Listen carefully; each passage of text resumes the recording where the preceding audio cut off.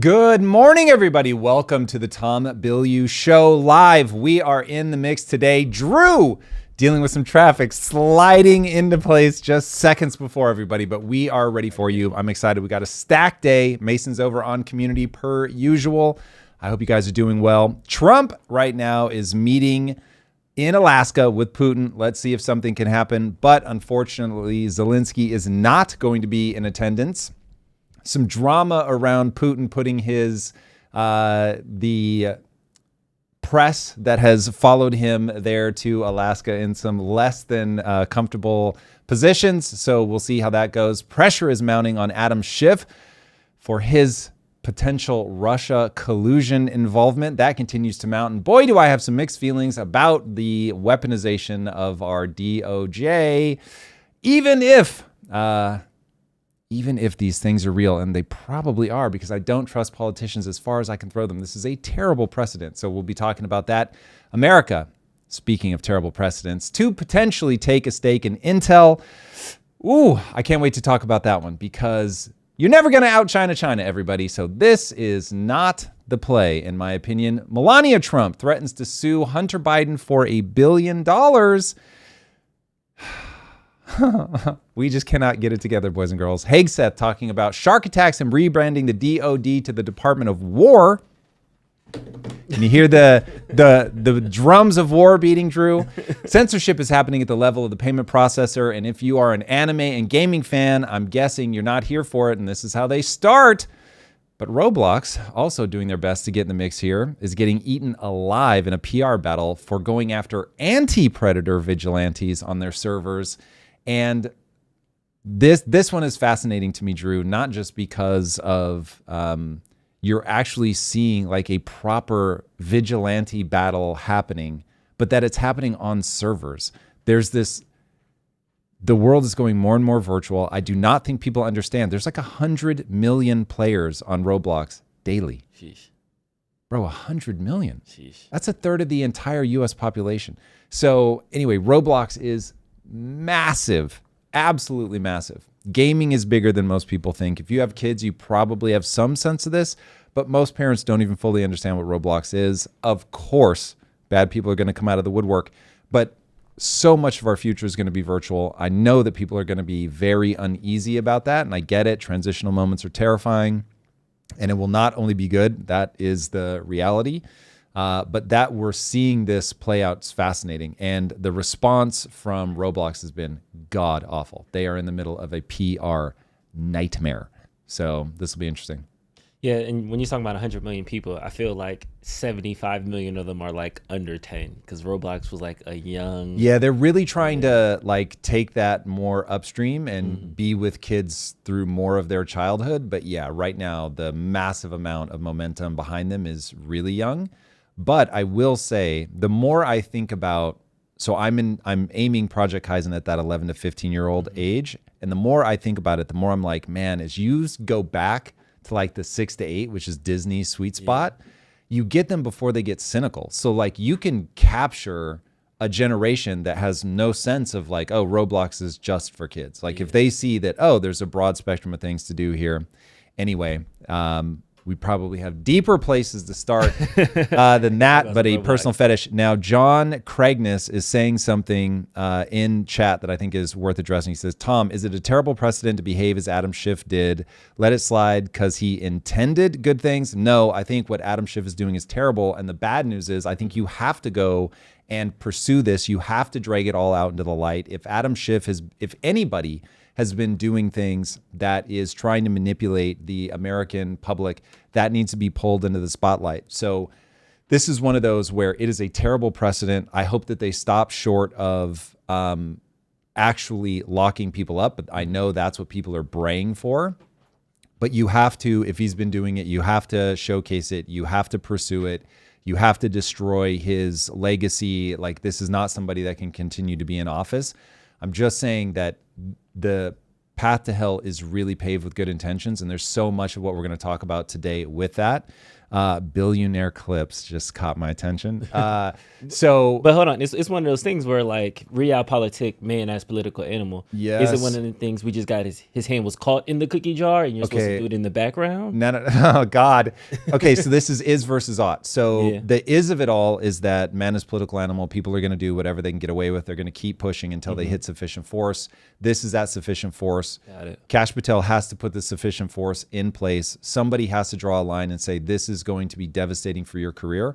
But what I'm warning people about is banana republics become banana republics specifically because people have a thing that they can credibly point at that you did, and then they escalate it to say that this is like such a huge problem, everybody. You have to understand that what Donald Trump did, the 42 counts of whatever, and then you really look at it and you're like, hold on a second. We've never prosecuted somebody for this ever before as a felony. The statute of limitations had already run out. We don't usually pursue that either. And by the way, all when we 34 say counts are the exact same, it's the same thing. same Just charge, like, yeah. 34 So times. it's like, guys, you have to drag it into the light. You have to stop people from doing this. You have to like pull this forward so that we understand that if we don't put sufficient force up and stop people from being corrupt, that it will just keep going. And we have a corruption problem. Like I can't believe I'm saying that sentence as somebody who grew up in the 80s. It's so anathema to what I thought of America. But nonetheless, we have a corruption problem. We do have to stop it.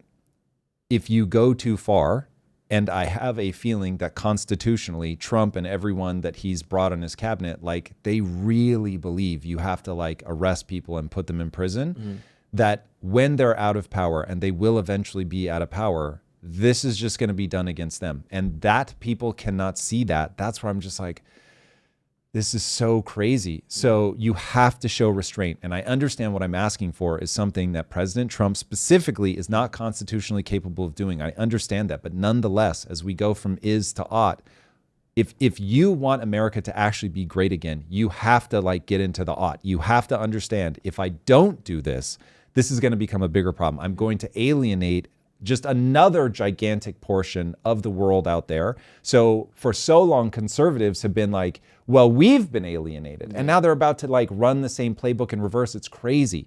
So great man theory of history. We absolutely right now must get a great man. Yeah. So look, Trump is doing phenomenal jobs of saying, I'm going to disrupt everything. I'm going to think outside the box. And I don't want to throw the baby out with the bathwater. I am very impressed with how counterintuitive he's willing to be, how hard he's willing to push. I like what he did in LA with sending in the National Guard to get everybody to calm the fuck down. I like that he then ejected back out. Totally agreed that there was political theater around that time where he's like marching through the park. But nonetheless, he got in, he got out. We'll see what he does with DC. Does he get in? Does he get out? Like, he really seems like he wants law and order. He wants people to be safe. Cool. Now, if he can then pull back, phenomenal. But I also think that Trump has a tendency to go too far. The crypto stuff is the most obvious. It's just like you're billion, I think, yeah, taking the airplane, like all this stuff. It's like you also have these gargantuan flaws in what I'll say are character or the read of the room, however you want to look at it, where it's like, this is not somebody who achieves this sort of mythical status that I want to see a leader come in and achieve in this moment. So what I'm calling for is very simple. You have to prosecute Adam Schiff or anybody that was involved in this. Obama, Clinton, whoever. You have to prosecute them, but you do not have to imprison them. And I'm just saying, like, people need to be very careful with the spark that they throw onto the tinder here, because it will turn into a far bigger inferno than they want it to. Can you give us like a grounding principle or maybe like a story from business where you've seen this? Like if Adam Schiff was an employee at Quest, like, you know, certain things, certain times you can't blow it certain up because you don't want to spread a toxic culture. So you have to kind of like do that balance. This is a great question. Yeah, like what is that? Okay, so here is a principle that I operate by. When you fire somebody, it's not about the person you fire, it's about the people you keep. And what you learn very quickly is there are things that you could do to terminate that person that will be emotionally satisfying. So if they do something that's like really against the company, which I can give you stories, but if you go for the emotionally satisfying thing, like you've wronged me, you've jeopardized the company, you've betrayed the company, whatever, then the people around you see a punitive God. And it's like you drive people further and further into the like, hey, I like him, Tom's a great guy, but like, whoa, did you see the way that he handled so-and-so? And so the thing that I always live by is I'm the same person in marriage as I am in divorce. That comes from the famous phrase, you don't divorce the same person that you marry. And I think that that is a brilliant statement. And what it gets at is when somebody's on your side, how do they treat you? And then when you become enemies, how do they treat you? If they treat you the same when you're friends as when you're enemies, great. You know exactly who you're dealing with, and it's not really code shifting, but you get the idea where they're like in one mode and then they go into another. And I've always said if Lisa betrayed me, cheated on me, whatever, she'd still get her half. She earned it. I'm not gonna betray my own sense of what we built together so that I can be mad, so that I can be punitive, so that I can make sure that she feels the punishment. So it's like, okay, what is the right thing? If you're on the outside looking at this moment, what's the right thing? You don't have emotion. You're not trying to get emotionally satisfied. It's like you need to get that person out, and you need everybody to know that you're going to treat people fairly, justly, whatever the right word is. I'm not going to let somebody be toxic to the company. I'm not going to let somebody be toxic to the country. But at the same time, I understand that I'm in a political game. I don't want this to be weaponized against my successor. And so I'm not going to overreach because I know eventually whatever precedent, and I would literally be saying these words to the American public. I'm not going to push it that far because we will eventually be out of power. Right now, we're in a very divisive period in America's timeline. And my goal is to bring everybody back together. My goal is to be realistic about whatever precedent I set now will be weaponized against if I'm a Republican, it's going to be weaponized against Republicans when I'm out of office. That's not what I want to do. So I want to set the following precedent. So I'm the same with firing people is, listen, I want you guys to understand I'm a hyper predictable person. And it's just like, I hate to say this, and I really, really, Drew, I don't think of employees like kids, but like if you think of it like a parent where you're like, stability is one of the most important things. And if you see the president as erratic, if you see the CEO as erratic, it creates an instability in the team. And as much as I wish the following statement weren't true, in a company, there is always like upstairs, downstairs. So there's the executive team and then the core of the team itself. And there's always this sense of like the core team are going to say things to each other that they wouldn't say to the executive team, and the executive team will say things to each other that they wouldn't. Even if they'll talk about the same topics, they won't talk about it in the same way. And so you always get this upstairs, downstairs, and it's alienating on both sides. And so the more that you can at least make it clear, look, here's how I always act. My responses to things are always going to be predictable. These are the oughts that I live by, the value system. This is why I push the culture doc so hard, is so that people can understand that this is my operating principle. So anyway, I'd love to see that happen at the level of the country, but you're not going to. All right, and then bringing it back to politics for a second, this is kind of reminding me of what Gavin Newsom announced as Liberation Day for California, where in response to Texas's redistricting, he's now redistricting California. Here we go. So there is, to your point of when I'm in power, lawfare, Obama, Hillary, they were trying to go after Trump. Now that Trump's in power, it looks like he's trying to push to go after Adam Schiff. After a while, I don't know if the tit for tat actually helps us. The tit for tat does not help you at all. So with Gavin Newsom specifically, they lost 5 seats in the new map from Texas. This is him. I don't even think that's actually happened yet, right? They might. They did approve the map. The redistricting, but it doesn't like automatically mean that you lose. Because anyway. So. Yeah, the one step that it takes to get forward, and then Gavin put a call out to Trump. It's now on you to fight back, push back on it. If not, I'm going to do it in California. Yeah. So the 5 seats that they lost, they now get back. This is just kind of the announcement, but I want to talk about your opinion of this tit for tat that's happening right now in politics. To recognize today is Liberation Day in the state of California. And as Senator Schiff said, Donald Trump, you have poked the bear, and we will punch back. To recognize he has poked the bear, and we will punch back. Yeah, look, this is the moment that we're in politically. And so shifting back from ought back to is, like, we are where we are. And so we have to deal with this world. So we have a federalist system for a reason. I think it's a good system. This is part of that system. Each state is going to try to convince their constituents to vote a certain way. And my thing is, I just really hope that, given the velocity and volume of information that we have in the information age here with social media, that people can actually ask for receipts and say, listen, is this working or not? You see a lot of pushback now against the mayor of Chicago. People are just saying, listen, I want receipts. I'm looking at what's happening. You going to bat for illegal migrants like 10x harder than you go to bat for American citizens is wild. Like, that doesn't make any sense. Here's what I want to see. I want to know where our money is going. And so I hope that the people of California, my fellow Californians, will ask for similar receipts for the state of California. The fact that we are the 7th largest economy, even if you treat California as a country, is like, okay, we obviously have a lot going for us. So how is it that we don't have a budget surplus? How is it that, as somebody who's lived here for the last 30 plus years, we are clearly moving backwards? From a just safety on the streets, infrastructure perspective, like, it's just patently obvious. You're hemorrhaging some of the most important companies. You literally told Elon Musk to fuck off. I actually think she said fuck off or fuck you or something like that. I mean, just wild disrespect for the biggest taxpayers. It's insanity. So if we can get people to say, okay, look, politicians are going to fight, but we, as the constituents living here, need to simply ask, where are we trying to end up? What are the policies that we actually think will get us there? Map things from first principles and vote according to that. Don't vote according to party lines. Party lines are simply a heuristic to make it easy so you don't have to do any research on the issues. And look, I get it. We're all busy, man. It is so tempting to just be like, all right, what politician do I like? What side of the fence are they on? Cool, I'm just going to rock it based on whatever. If they're blue, I'm just going to vote blue. If they're red, I'm just going to vote red.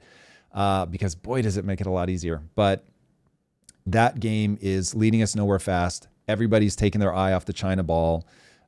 China is running a very specific playbook. And if we do not get our acts together and agree on what we're trying to accomplish and then vote according to that which we are trying to accomplish, we're toast. This has to be the most hilarious moment for China right now.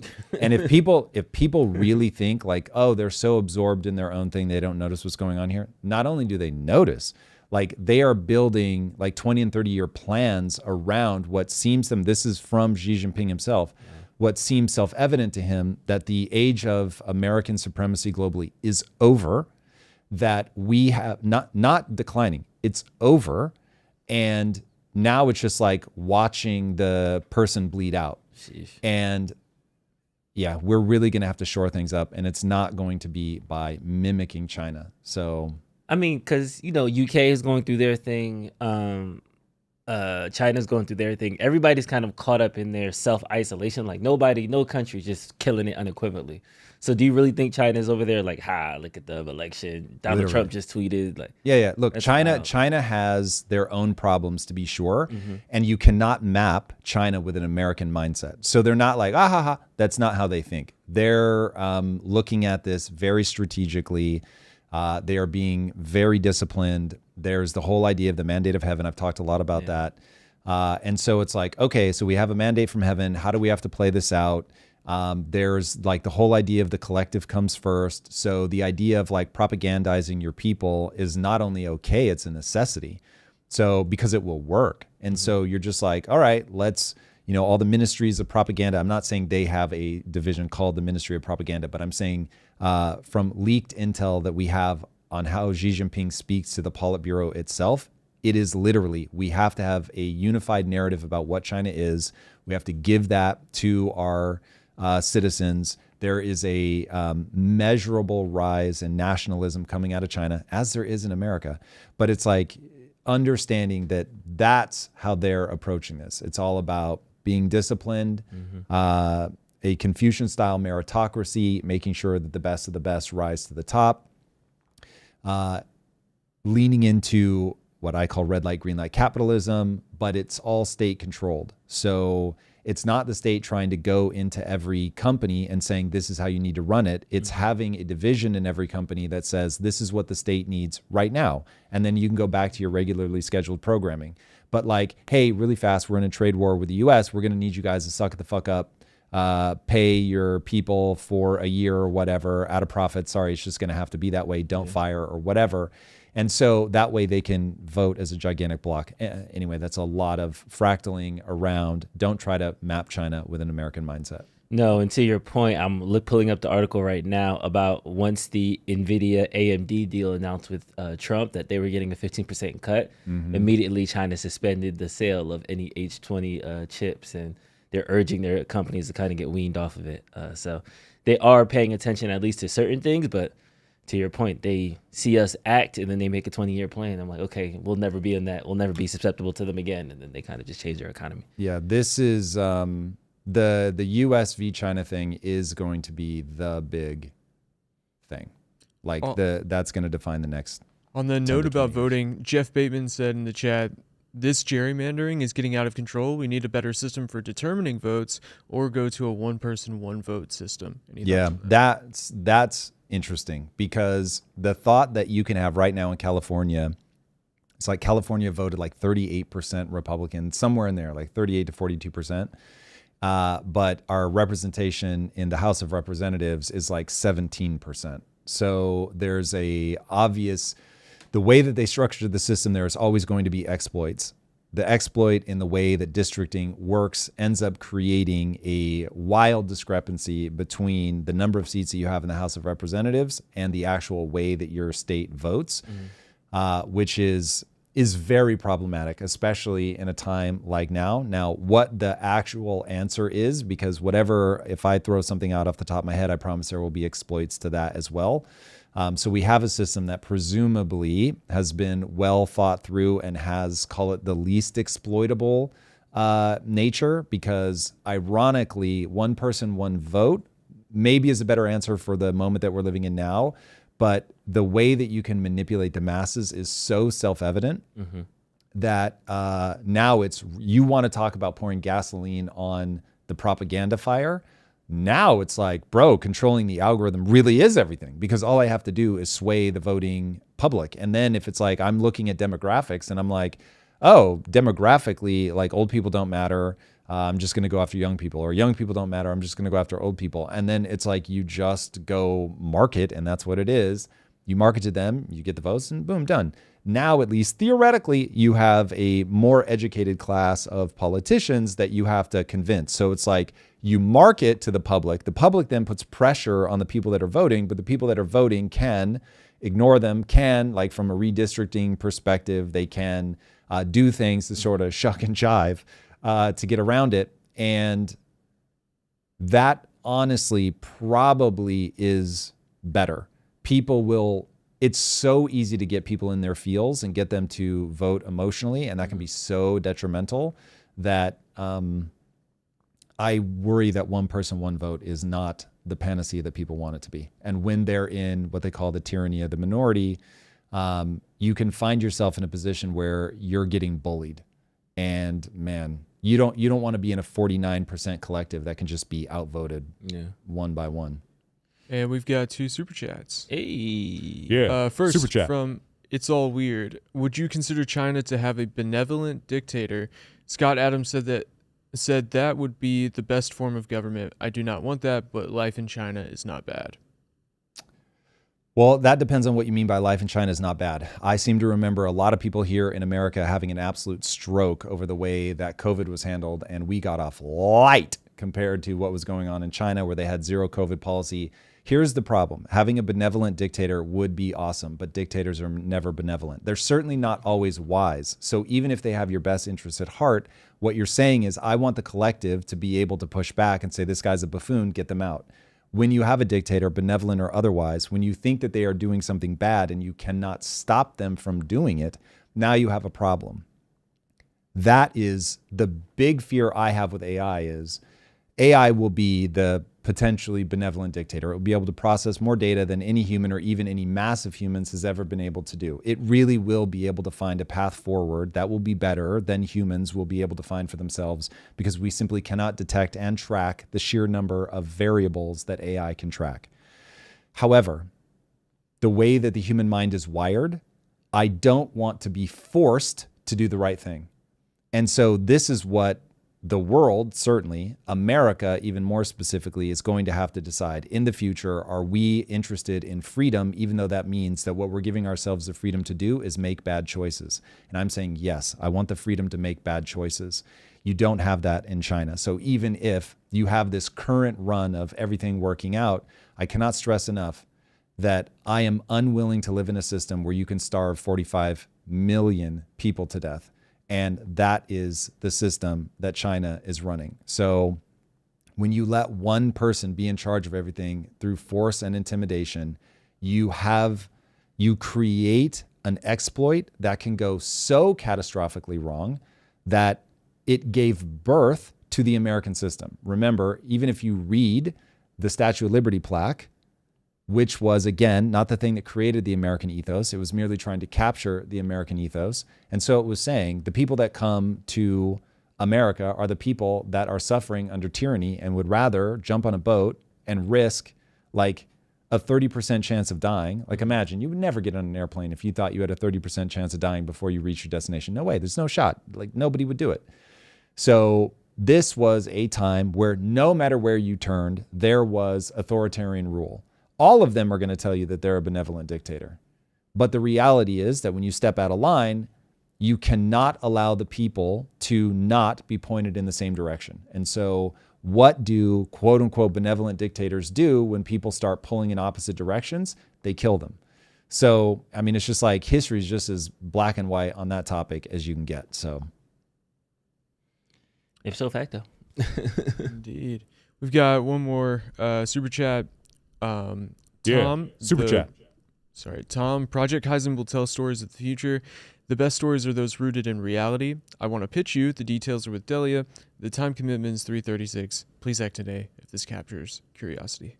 So the way that we're going to work with Project Kaizen is, I do not, speaking of benevolent dictators, I do not want to be the keeper of the lore for what this becomes. So we're going to be building a way for the community to say what they like and what they don't like. So everything, think of it like YouTube. Everything will be able to get put out there as long as it doesn't violate certain things, like child safety would be a nice, easy one. Put it out there. And there will be like a set of, call it physics of our universe that we consider ground truth. And then the community will upvote things. And if they think something should be canonized, as long as it meets those things, and we will canonize what the community wants to see canonized. And if they want to tell non-canon stories that are just like crazy town, that totally violate the physics, but the audience loves it, then that's going to get promoted. So it may not ever become canon just because you have to have some consistency, but maybe the non-canon stuff becomes more popular and that's all people care about anyway. And so that'll be that. But yeah, this is not going to be convince Tom that your story is great. This is going to be convince the community that your story is great. Mm-hmm.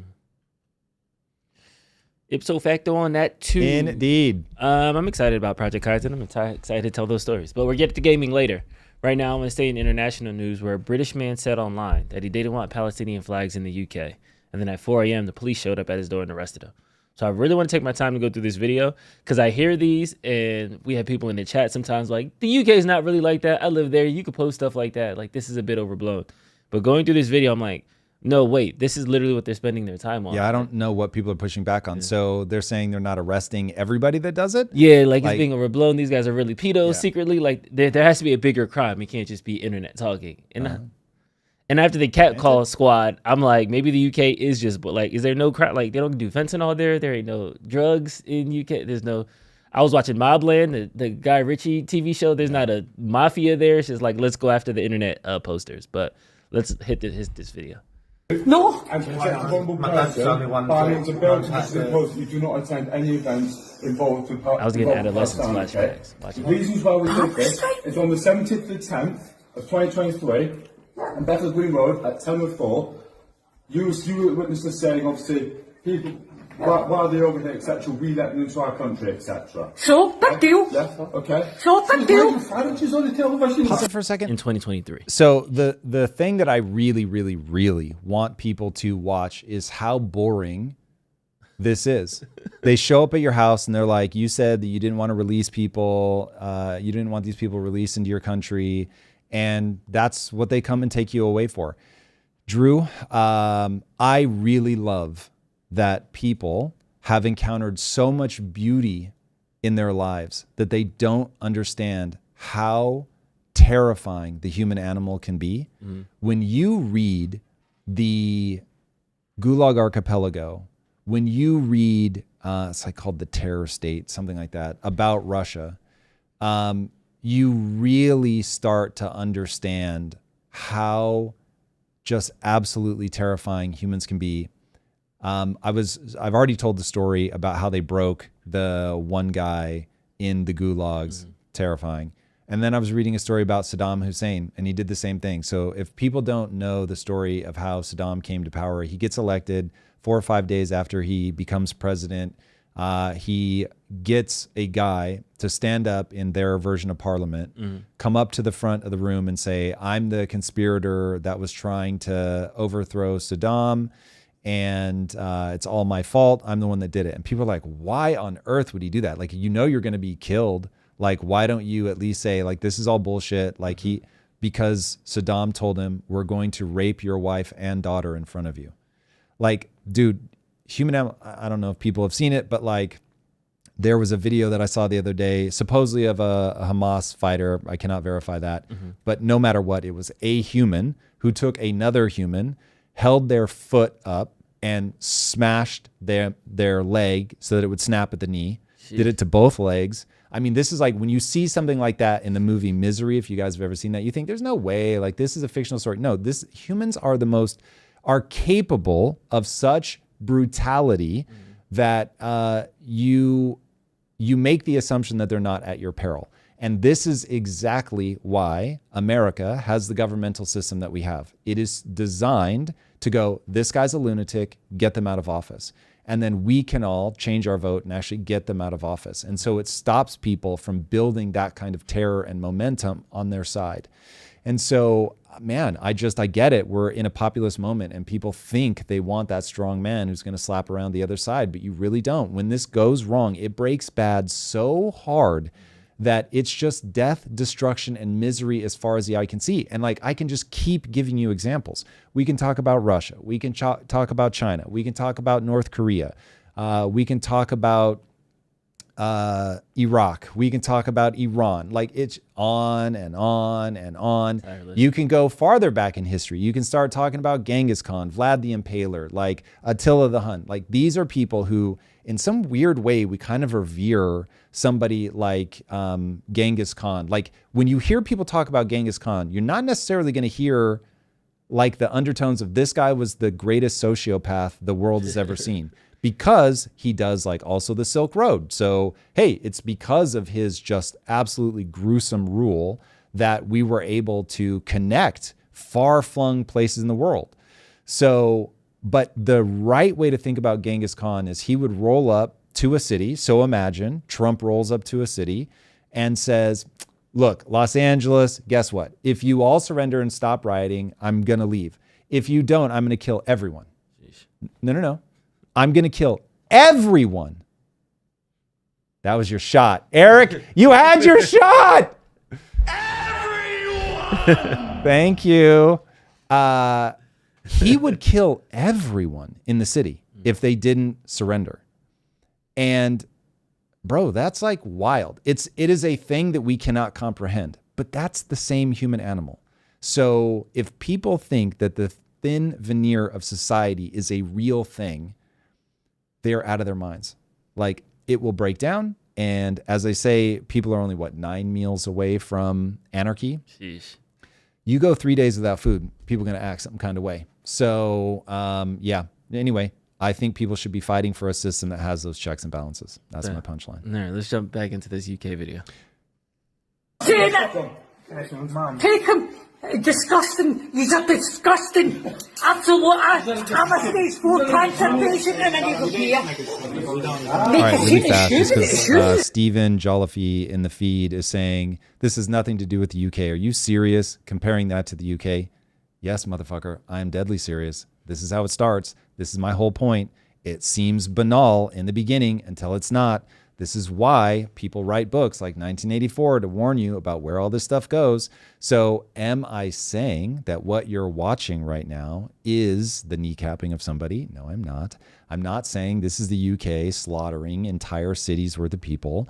But what I am saying is, as people buy more and more into this, as they sit back and do nothing, as this escalates, you get into the realm of how does evil take hold? Like in Nazi Germany, all it takes is for good men to remain silent. So this is a problem. And if people don't respond to it like it's a problem, it will continue to escalate. Ipso facto. Them's are the facts of history. Just make the think you're arresting him because he said something in his previous about Hamas, a terrorist organisation. You haven't been round the block. You don't know what you're talking about. John, have a custody. Did you hear that? What? Yeah, all those Palestinian flags in Bethnal Green Road, and you discuss it, absolutely discuss that. Why didn't you stop him, John? Why didn't you stop him, John? Help me, ground me in this. Like, do they think they're right? Like, what are they protect? Like, it doesn't fathom to me that, like, what they're doing, like, who are they protecting? Like, what crime was committed? Who's the damaged in this situation? Like, okay, this is where we get into culture matters. So imagine you're the British. You're a horrible colonizing force, but you also end slavery. You have like a weird sense of who you are. You get prosperous for an incredibly long period of time. You stop realizing that generating wealth is excruciatingly difficult to do. It is a miracle, and it just starts seeming like, well, this is just how it goes. You have the lion of World War II, and you guys end up staring down the Nazis. But the story you start telling yourself in that basket of all these incredible things and horrible things that you've done, you start focusing your story on the horrible things that you've done, and that you guys need to be more empathetic. You have so much and other people have so little. And so you start telling a story of we really are horrible colonizers, and look at the unimaginable damage that we have done around the globe. And that's horrible. And so who are we to stop people from coming into our country? This country was built on the backs of the riches we stole from India, the riches that we stole from many places around the world. And those places have suffered, continue to suffer, and we are doing so well. And so, yeah, like we should let these people in. We should give them housing, et cetera, not being honest about the realities of the physics of economics. And so you start making it harder in your own country for people born there to get ahead, somehow seemingly blind to the fact that this will eventually have backlash, because ultimately this is going to be about a collision of values, which is exactly what we're seeing play out. So these guys are raised on a steady diet of English people are bad, or British people are bad, white colonialism. We are the perpetrators in this world. And so we need to open our doors and look at these people are being abused with hate. And so we just want to protect people from hate. And the problem is that you have an algorithm running in your brain that says that's a good thing. And the thing is, like, when you just say it, like, protect people from hate, that is dope. And so now you get into the complexities of my heuristic is going to break down, because if I try to parse this only as let's be good to people, people that are struggling, then you're completely closing your eyes to the whole host of knock-on effects. You're going to have economic problems because you've got a bunch of people that are being given things that have not contributed into the system. So now you're going to get into debt and money printing and all of my favorite hits. You have a collision of values where it's like, hey, if you step back and objectively say, is one religion better than the other? Let's say that it's not. But nonetheless, humans are going to fight when other people don't share their values. You also have call it the problem of intelligence, where you need a higher degree of intelligence to parse through more nuanced issues, and it becomes very hard. Like watching J.K. Rowling deal with the trans stuff has been a masterclass in like, this is what it looks like when somebody has a principle where it's like, yeah, I want everybody to be happy and I've got no beef with trans people. However, I also am not going to sacrifice female spaces. And people just couldn't parse that. So it's like, she's a transphobe, she's evil, she's this, that, and the other. And she's been very steady. This is my take. This is exactly what I'm worried about. This is my exact beef. And when you're on the outside looking at it, it's just really hard to parse. If you've never sat down to define what your value system is, and so just from the time that you're a kid, people have been telling you how you should be thinking and behaving. And then you run into like this edge case that is so weird. You don't know how to parse through it because you didn't think into your position. You felt into your position. And so now you're trying to think your way out of a felt position. And so you can't. And so you look at this and you're like, I want to help this one person. It makes me feel bad to see that person suffer. And then it's like you are not able to use first principles thinking to go, but wait a second, there's going to be a whole host of knock-on effects.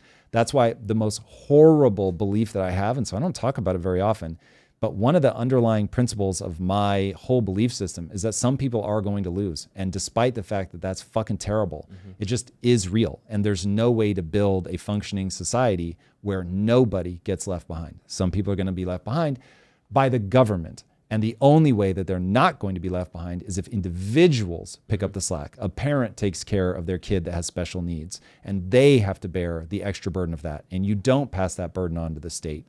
A homeless person is going to be taken care of by the church, not by the government. That's something that undergirds my whole belief system, that I just don't see any other way. You have to push the responsibility down, down, down, down, down to the individual. And once you get to putting the level of responsibility on the individual, you can build a thriving society on top of it. Even China realized, the only way not to starve our people to death is to push the decision-making down to the individual. It's just they hold this trump card that they play all the time, which is we reserve the right in any moment to tell you to do what the fuck we want, and you will do it in that moment. And then we know to take that card back off and back away. And so that's why I'm saying the best argument against my belief system is China. Like all the dumb shit that I hear about the way that I think, like socialism is going to work, that is absolutely full retard. Even China is like, you can't do it. It doesn't work. So their authoritarian control over a capitalist system does work. And so then it just becomes a question of, but does it have side effects that we're willing to accept or not? Yeah. We have a super chat that's on this issue that I kind of want to jump into. Super chat. Brutus? Yeah. Yep.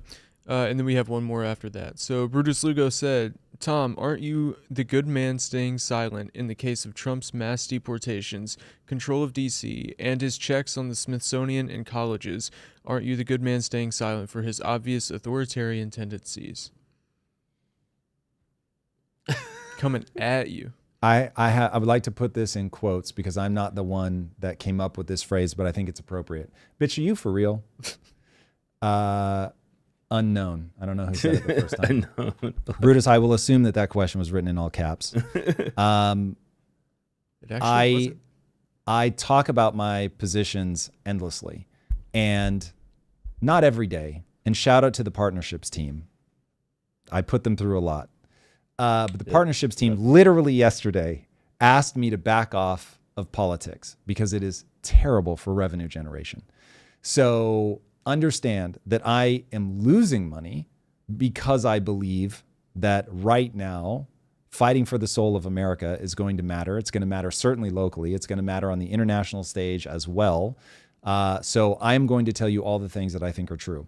Now, the partnerships team hasn't asked this, but I'm sure that this would be the next thing, that if I'm not willing to stop talking about it, if I could please at least pick a side, because then we could at least build either a red or blue audience.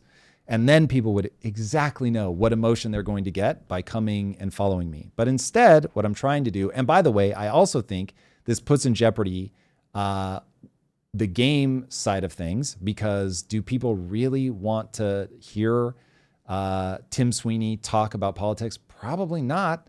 So it's one of those where it's probably a terrible idea up, down. But the reason I do it is because I think that it matters. And admittedly, I am driven by meaning and purpose. So that is the thing that if you are trying to map me and why I do the things that I do, it's because I want to earn my own respect. And I was feeling like a coward not talking about these things. And so now I talk about them. And it's largely terrible for business. It is potentially detrimental to some of my future plans. But I actually think that it really matters in this moment. So anyway, I'm going to keep telling people what I think. I've spoken about where I think Trump is, what he's doing. The way that he's going about illegal immigration may not bother me as much as it bothers you. And so you think I'm being silent, but the reality is I'm telling you exactly what I think. People can ask any question they want. We don't dodge questions. I always tell people, like, you guys ask me the hardest things, the thing that people are most mad about. They try to avoid trolls. But anyway, so yeah, that's where we're at. Next one from Eugene. Hey, Tom, last episode you said you'd be open to interviewing Mao to expose his flawed ideas. Would you also consider interviewing Mamdani for a similar discussion? Oh my God, instantly. I would interview Mamdani. If he walked in the room right now, I'd be like, let's party. I'm trying to move away from let's go. I say it too much. So yes, that one's easy. Easy peasy. Would love that. And by the way, I would actually want to understand. I'll be very curious to hear what you guys think about the Hassan interview Tuesday. Watch it. There was some disagreement from the team here. I don't want to speak for anybody, but I will say, as presented to me, it felt like my team thought I pushed back too much on him. But I hope what you guys will see, because this is certainly how it felt to me, was I would let him express his idea. I would say less than 10% of my interjections were sort of mid, like him making a point. 90% were like, I would let him finish his point, and then I would be like, okay, I see it totally differently. Here's what I think. And I think I was respectful, all of that. And he was wonderful, by the way. I really enjoyed my time with him. So I don't know if we have Hassan supporters or haters in the crowd, but he was respectful from word one to word last. He was a wonderful guest. I would have him back on in a heartbeat. So we don't agree on the solutions. We agree on many of the problems, but we don't agree on the cause of the problem, and therefore we don't agree on the solution. But anyway, I would have Mamdani on. I would want to understand where he's coming from. Admittedly, I am predisposed to disagree with virtually every word out of his mouth. And so I would try to keep that in mind. But yeah, anyway, I want what works. Nice. Brutus's question actually brought me to this TikTok that I seen yesterday that I kind of want to dive into as well. This is called like Silent Middle Child. It's basically like a girl asking her like autistically smart older brother or middle child like what's going on, and he kind of lays down what the policies that are happening now. So wait, the middle children are the brilliant he says like silent middle child, but she captions it sometimes my smart younger brother. So it's like I think he's the middle child, and her content is focused around asking him the question. Okay, let's go. Let's see what we got. Boom. All right, now we good. Do you hear that? I'm not hearing I any certainly audio. don't hear anything. Audio. That was on me that time, guys. Sorry. Yeah. What do you think of Trump deploying the National Guard in Washington, D.C.?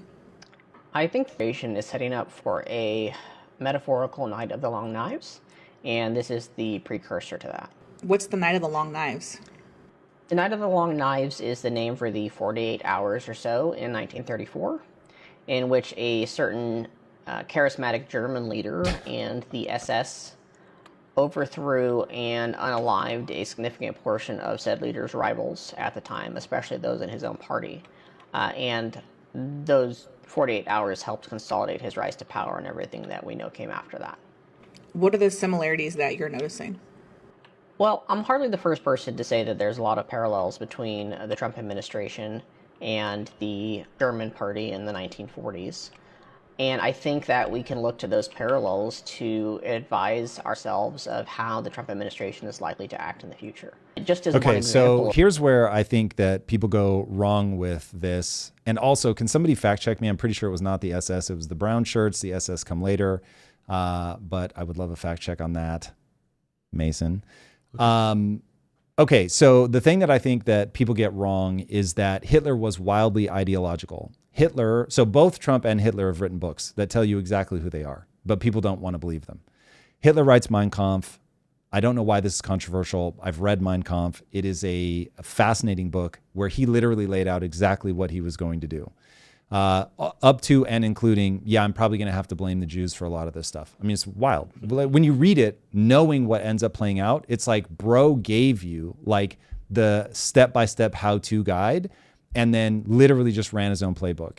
And the book sold like hotcakes all over the world, including the US. Like this was a best-selling book. Okay, Trump also writes a best-selling book, and his book is about the art of the deal. And what does Trump bang on about? The art of the deal. Trump is obviously doing things that enrich him. Is it purely accident that he's just so Americana, that whatever he does to make America better makes him better by way of making all things Americana better? Maybe, probably not. I think he's very deft, understands the art of the deal, and much like every politician somehow makes $170,000 but walks away with $50 million. Like these guys understand how what they do affects the financial markets. Trump is not a moron. He understands the plays that they're going to have to make into crypto. By the way, for very good reason in terms of selling debt to the American people, which they're clearly doing through stable coins, which is a crypto thing, which by the way, crypto's good. I'm the most pro-crypto person you're ever going to meet. But financial systems can and will be used against you. So just keep that in mind. So I think Trump is very shrewd and he sets things up to benefit Trump, obviously. I think Trump is corrupt. I think that he does things, but not uniquely corrupt, unfortunately. So it's not like I thought, I'm choosing between a corrupt politician and a good politician. It was like, which corrupt politician would you like to vote for? So, but to be blind to that, I think would be foolish. He has certainly created opportunities for people to bribe him directly in like very sophisticated, fancy ways. So terrible, in my opinion, even if it's just terrible optics, which it probably isn't just optics, but even if it was, it's still terrible. Okay, so, but the book that he gave you was The Art of the Deal. Trump is going to go do Art of the Deal stuff. He did not write a book about how, like, we're going to have to blame Muslims for everything, enslave them, steal their wealth. Like, that's not the playbook Trump is running. Trump, the things with Trump that you have to be worried about are not the night of the long knives. The things you have to be worried about with Trump are buying intel, supposedly as a sovereign wealth fund. Because then all of a sudden, because he trusts himself way too much, in my opinion, as most politicians do, he will look at the Chinese system and go, yeah, we should do more of that. And I don't even know that he'll see that he's doing it like that. He will certainly propagandize that, what are you talking about? We're not doing it like that. That's crazy. I'm just doing this for the American people, Drew. I want them to own a piece of the company, but then it's very rapidly going to go into all the ESG bullshit that we saw with BlackRock, where it's like, well, we own 15% of Intel. I'm just speaking on the behalf of the American people, Drew, when I say that they should do X, Y, Z. And then it's like, okay, here we go. And then this is going to spiral into, we got a whole bunch of companies. And here's the bad news, everybody. Taxpayers going to love it.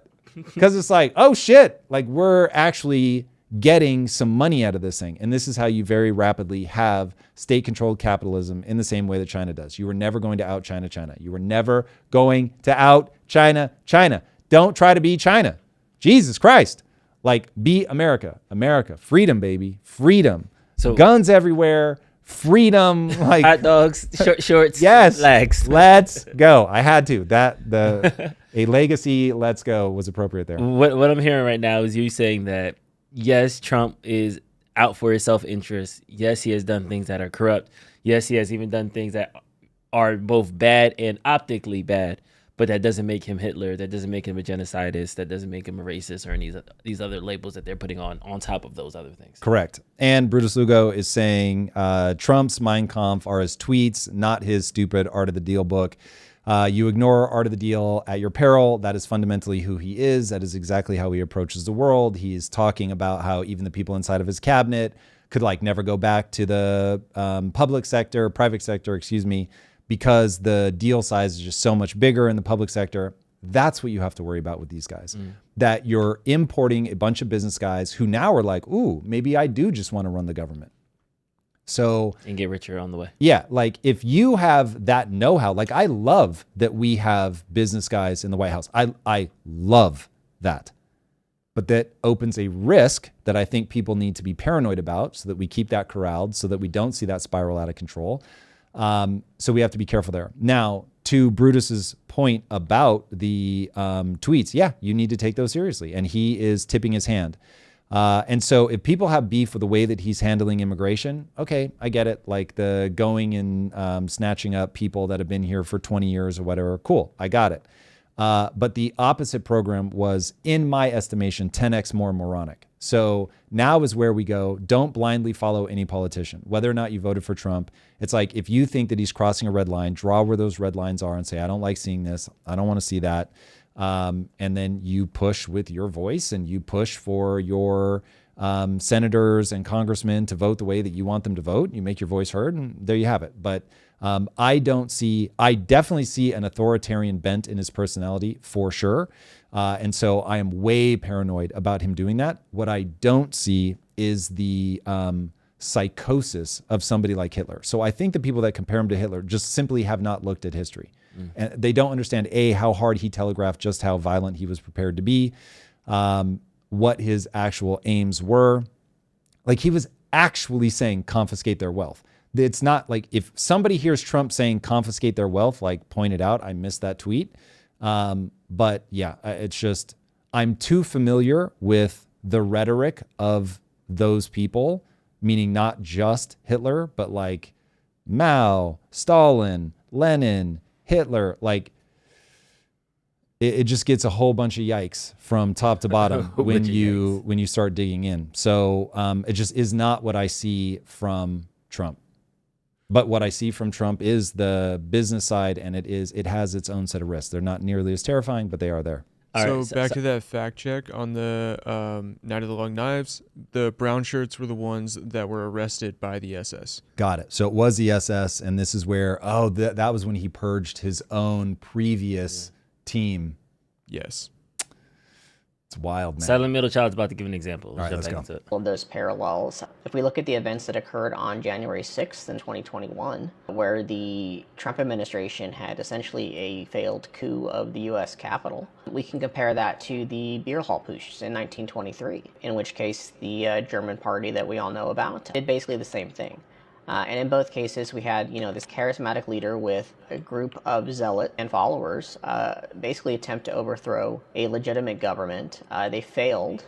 In both cases, the leaders recovered, eventually gained power again, and in the case of the Germans, we all know what followed that. I think there's a serious concern that we're seeing a similar rise to power and everything that follows in the U.S. History doesn't necessarily repeat itself, but it often rhymes.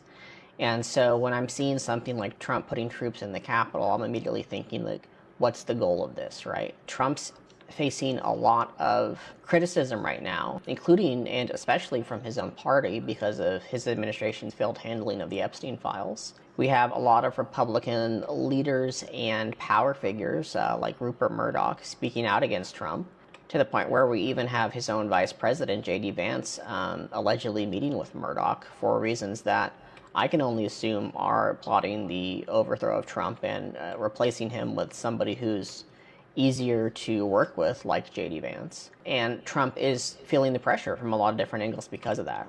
This is a man that we're talking about that, worships authoritarians. He's spoken very highly of people like Kim Jong-un, like Bolsonaro, like Putin, who are strongman dictators and exactly the type of man that Trump wants to be.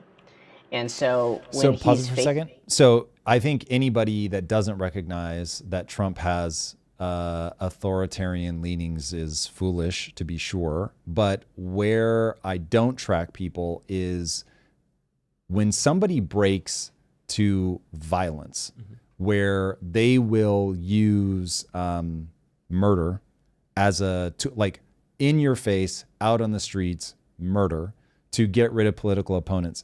That is a bridge so far that I don't see any indication of that. Trump has, when they brought back Gabriel, no, it wasn't Gabriel, but something, Abrego Garcia, when they brought him back because the court said that they had to, he's working within the court system. He is certainly pushing it. I'm sure he is ecstatic that the court system is stacked in a Republican direction so that he can get things pushed through, but he's still operating within the court systems. So yeah, if there were a leader coming behind Trump, this is what I'm more afraid of, is if you have like the next Trump who grew up in a wildly divisive America, because Trump grew up in the 80s, man. He came up in a time where like there was high class mobility. It felt like a meritocracy. We were financializing everything. So fair enough. Like people could get rich through things that we're all going to cringe at now because it isolated the middle class and just completely blew them away. But Trump is the guy that's been squawking about China for decades at this point, who really seems to have cared about the working class for a very long time. Why? I don't know. Is it his vision of himself as an outsider? Is it just politically expedient? Maybe. But like actually doing things in his first term to bring up real wages for the middle class, doing things now to bring back manufacturing, doing broad-based tariffs, which essentially acts like, if I'm being quite honest, like a VAT tax coming out of the Nordic countries. It's like he's doing things that could, they won't necessarily be good for the middle class, but could end up being good for the middle class so that you can continue to fund these projects, trying to continue to sell debt to make sure that we maintain control of the reserve currency. Like he's doing things that could end up working for Americans. Nobody should be confused about he broke me with the big, beautiful bill. He will spend us all into oblivion. He does not mind doing deficit spending. But at the same time, he really is trying to grow us out of this. He's not trying to confiscate his way out of this. That's the part where I'm like, I don't understand like what people are clocking. Dude, fucking read Mein Kampf. He was like, okay, we need to create an American dream for the German people. And to do that, we have to take Ukraine. That like, if Trump were saying, listen, we're going to have to take over Canada. Like, fuck all this 51st state stuff. We just legitimately, guys, I don't want to have to do it, but we're going to have to invade Canada because of their energy resources. And if we had their energy resources, then we would be able to take out China. Now, if he starts saying that, cool, then I'll pull a hard switch and I'll be like, this guy's a fucking lunatic and you have to get him out. But he's not doing that. He is trying to use political power to get what he wants. And if people think that isn't what everybody does, they're a lunatic. So this is what politicians do. They're going to use political power to get the things that they want. So we just have to decide, what are we looking for? Like, for instance, I would much rather have Xi Jinping than Mao. Okay, that's not hard. Okay, some people in the chat are calling him like Diet Hitler in the sense that like, yes, he's not confiscating wealth. He's not ethnically cleansing a certain class. Although some people are saying he's funding Israel, so technically he's at least funding it. But he has done things that are Diet Hitler, Hitler light. Okay, I actually really like that. You know what I mean? Like, yes, I didn't kill 60 million people, but we both have our tanks running through a city controlled by the government. Like, you know what I mean? Like, yes, I didn't take over Germany to invade Ukraine, but I also did encourage a bunch of people with guns to go to the Capitol. You know what I mean? So there are certain things, like it's not preposterous that people put them in the same arena. They might not be in the same game. They might not be on the same team, but they're at least in the same league. No. The same. No, people really are misreading this. If we don't identify the things that we have to worry about with Trump, we're going to chase boogeyman forever. The thing you have to worry about with Trump is he will turn this into state-run capitalism, period. He will make sure that policies make him and his family wealthier, period. Like, these are the things that, like, when you map how his mind works, that's where you're going to end up. This is a guy that's like, I want to be completely surrounded by loyalists. I want to make sure that I actually believe he wants to make America great again as he defines it. And so if you think about the sort of disco utopia that he's trying to bring back in of the like early 80s, it's like, okay, is that what we want? The wild financialization of everything. But I think now that he has control of the government, he wants to start moving in a state-sponsored direction. The thing that they should absolutely be worried about is that he is going to bananic republicize us and start jailing his political opponents because, P.S., they went after him so hard. And so his base has the perfect excuse that they need to be like, listen, they tried to do it to him. They tried to assassinate him. They tried to lock him up. And so now he's just returning the favor. And that's why I'm like, Trump is the symptom of what's happening right now. He is not the cause. People keep trying to map him as the cause. So the way that Trump is going to respond to this just isn't the way that Hitler responded to it. Trump is not a confiscate wealth kind of guy. He is a, listen, Intel, it'd be a real shame if I had to hit you with some tariffs. Like if you think of him like a mafioso, think of him like a mafioso thug that rolls up and be like, hey, it'd be a real shame if you had a tariff put on your business. That is the thing you have to worry about with him. I don't think, and look, play the clip back if he starts stabbing people, but I don't think he's the guy that you have to worry about rolling into Washington, D.C., murdering political opponents. Like, that's not the play.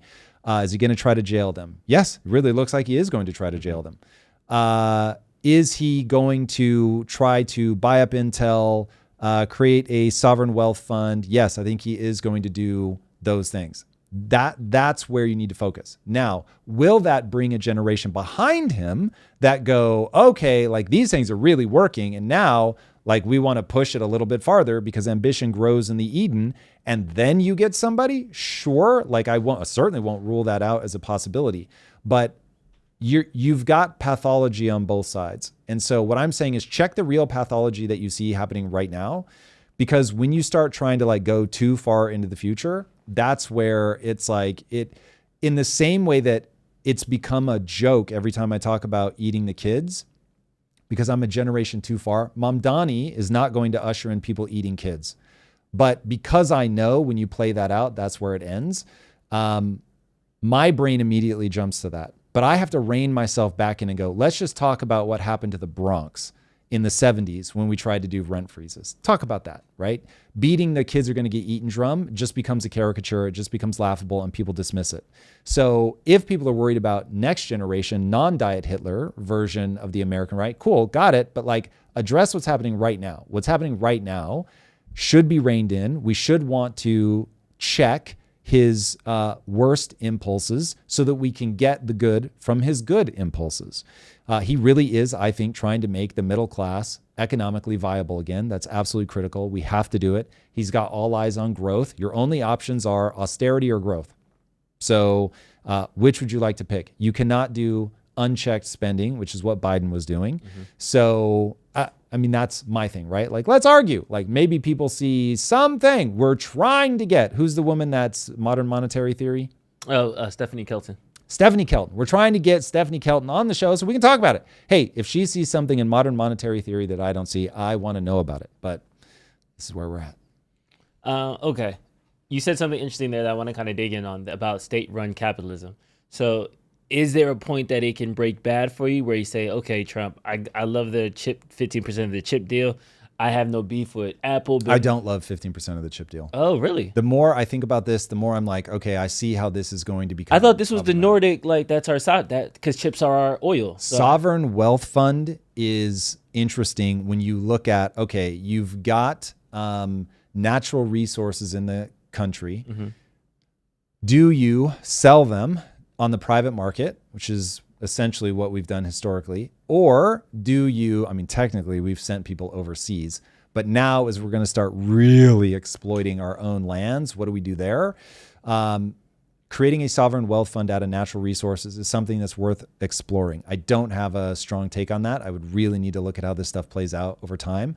But like, if you look at what the UK has done, so many of the things that were nationalized in the UK and elsewhere in even the Nordic countries ends up getting reprivatized because they realize they just can't get the price signal that they need. They don't get the innovation that they want.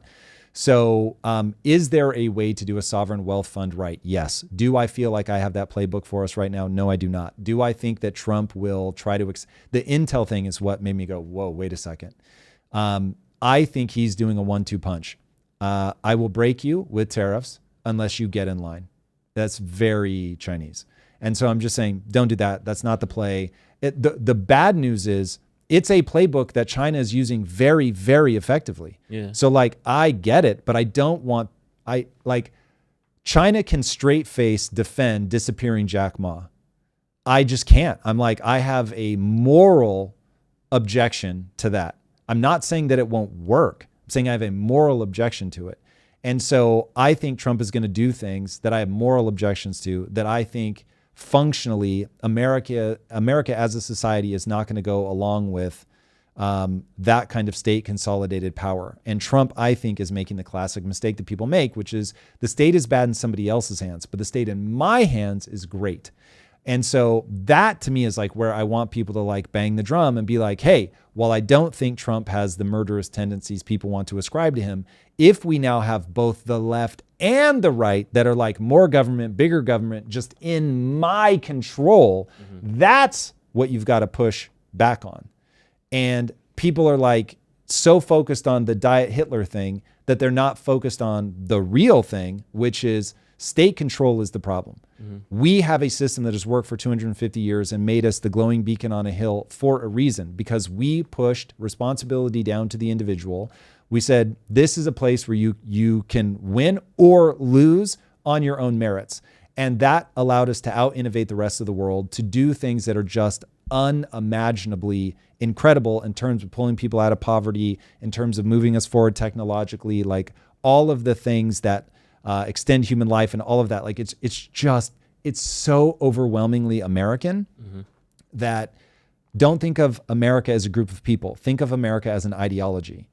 And once you think of America as an ideology of pushing responsibility down to the individual, maximizing freedom as much as you can while still having a coherent society, it's like then you start getting into it. The government investing in infrastructure and allowing the private market to take advantage of that. Learning the lessons from the British, like the limited liability corporation, so that people could build companies without just like catastrophic negative consequences. The kind of thing that we do see in China.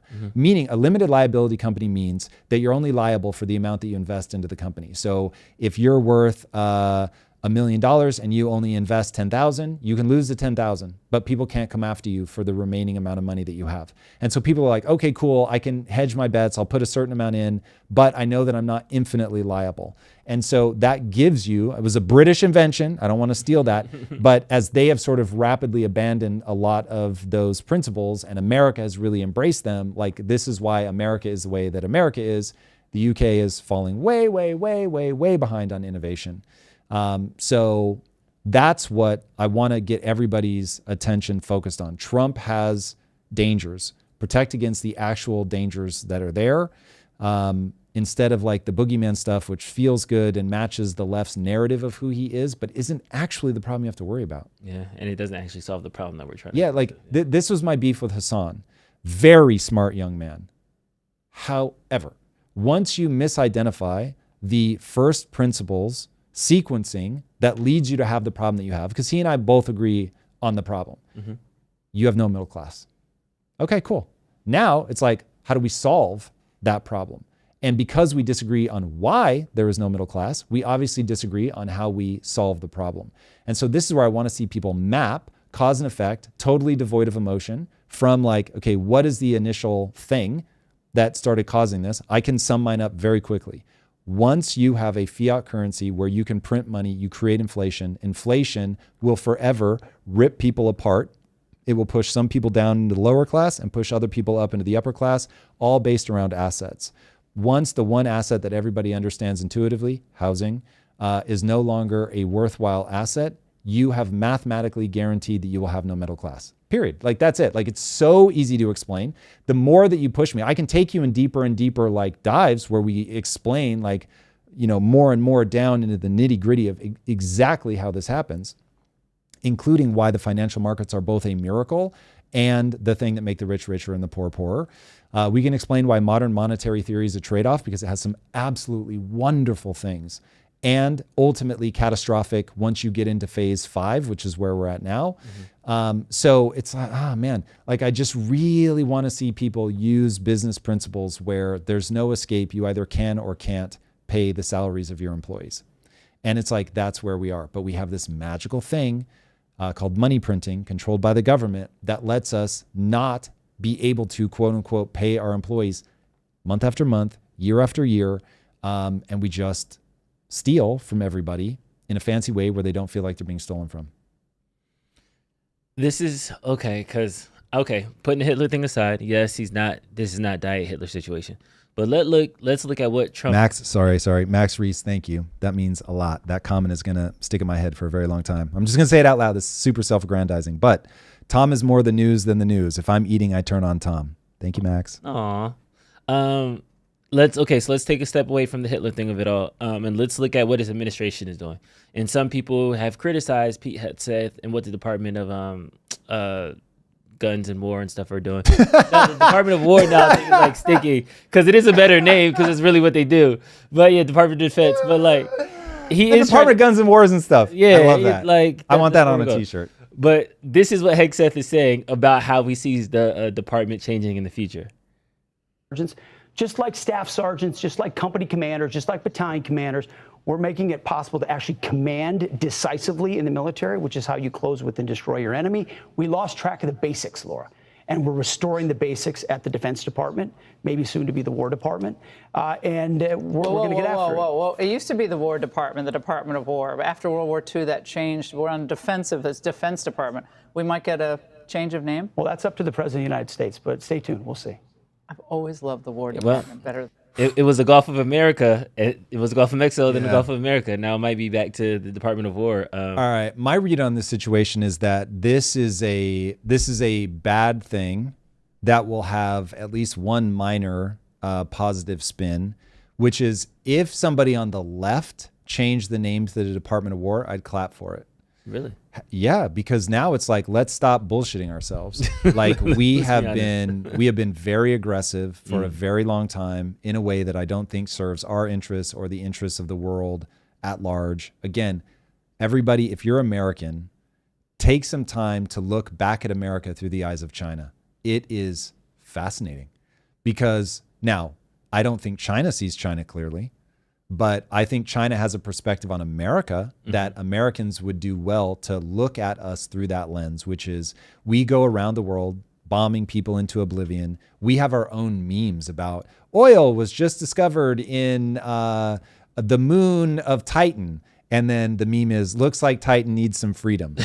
And so it's like, we know that we have historically done that. Where we see resources, we don't try to go in and subjugate the people the way that the British did and like actually take over their country. But we do try to put in a dictator that is friendly to us so that we can get the deals that we want. At least a base out there, you know, correct. Very minimum. So calling it the Department of War does not lead, it doesn't use words to hide what it has historically been used for. But I hate it because if you normalize that idea of being that level of aggressive, of feeling that like everybody wants a bully to feel badly about themselves. But the reality is they feel badly about themselves and they bully because it makes them feel good. And if you sleep on that, you're going to be very confused. Bullies only start feeling terrible if they're emotionally isolated, meaning they're smacking everybody around, but they don't feel a sense of respect or friendship with anybody. And so I imagine that's very isolating. But the one thing that they have is their drug of choice, which is power.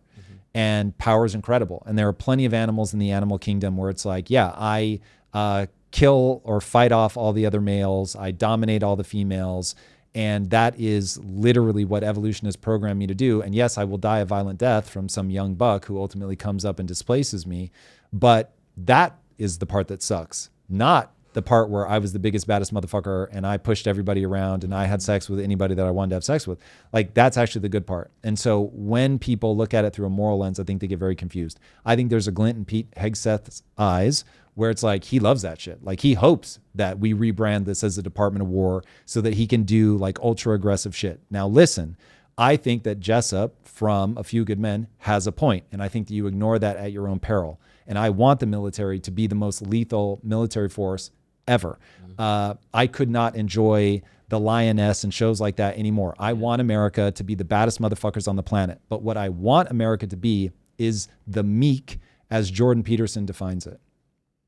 I love the interpretation, though I don't know that it's historically accurate, that the meek shall inherit the earth was meant to indicate the Musashi, Muamoto Musashi, fuck, I'm messing up his name, but that's very close. The Japanese swordsman who won more, I think like 66 fights to the death, won them all.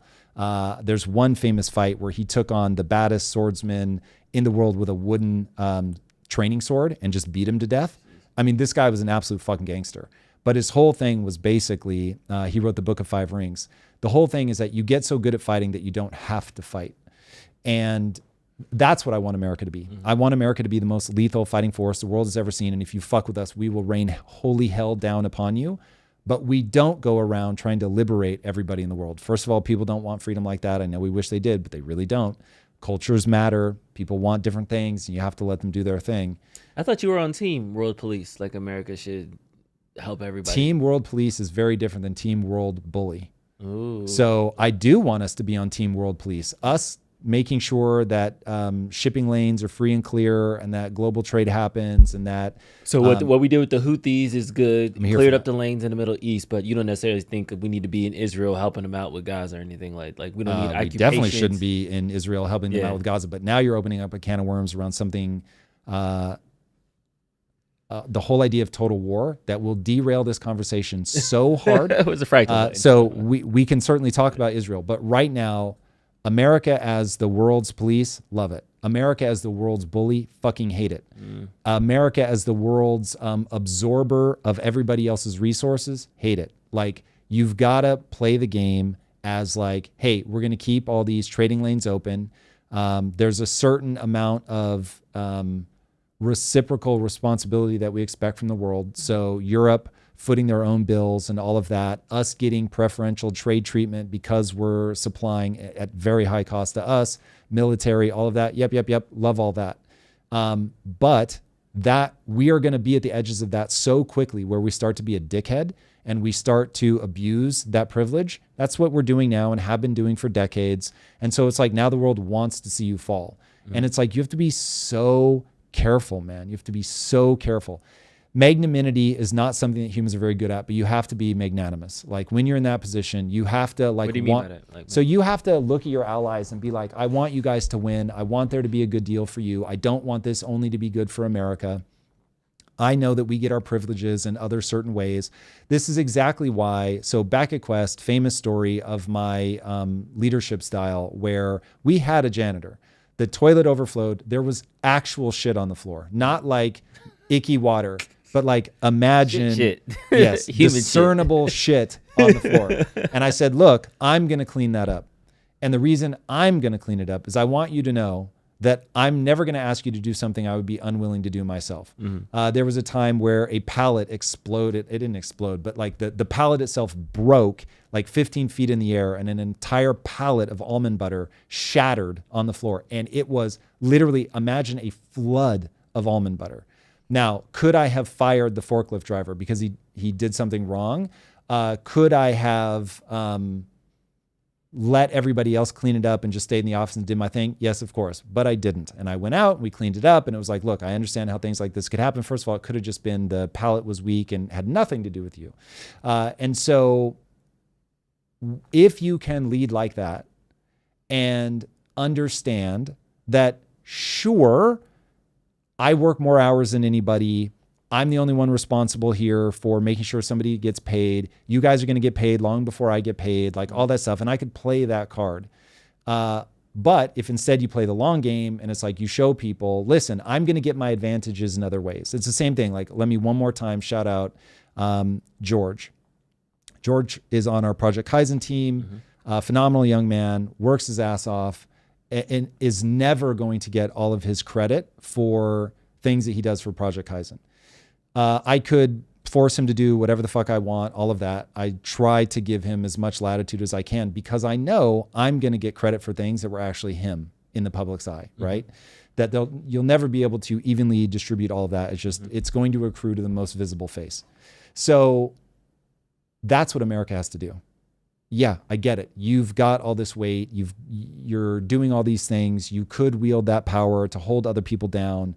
That's not the play. The play is to build allies. Anyway, so calling it the Department of War from a right-leaning establishment where you can see the glint in their eye, it's not the play. Because that tells me that they're leaning into like the bully aspect when we need to make sure that we're leaning into the other side, which is, look, this is defensive. We want to keep the world safe. We want to make sure shipping lanes are open. We know that benefits will accrue to us in other ways. And so we're not going to overplay our hand. We're not going to be taken advantage of. Like that rhetoric works for me with Trump, that we probably did go too far in the opposite direction for too long. We certainly did eviscerate our middle class.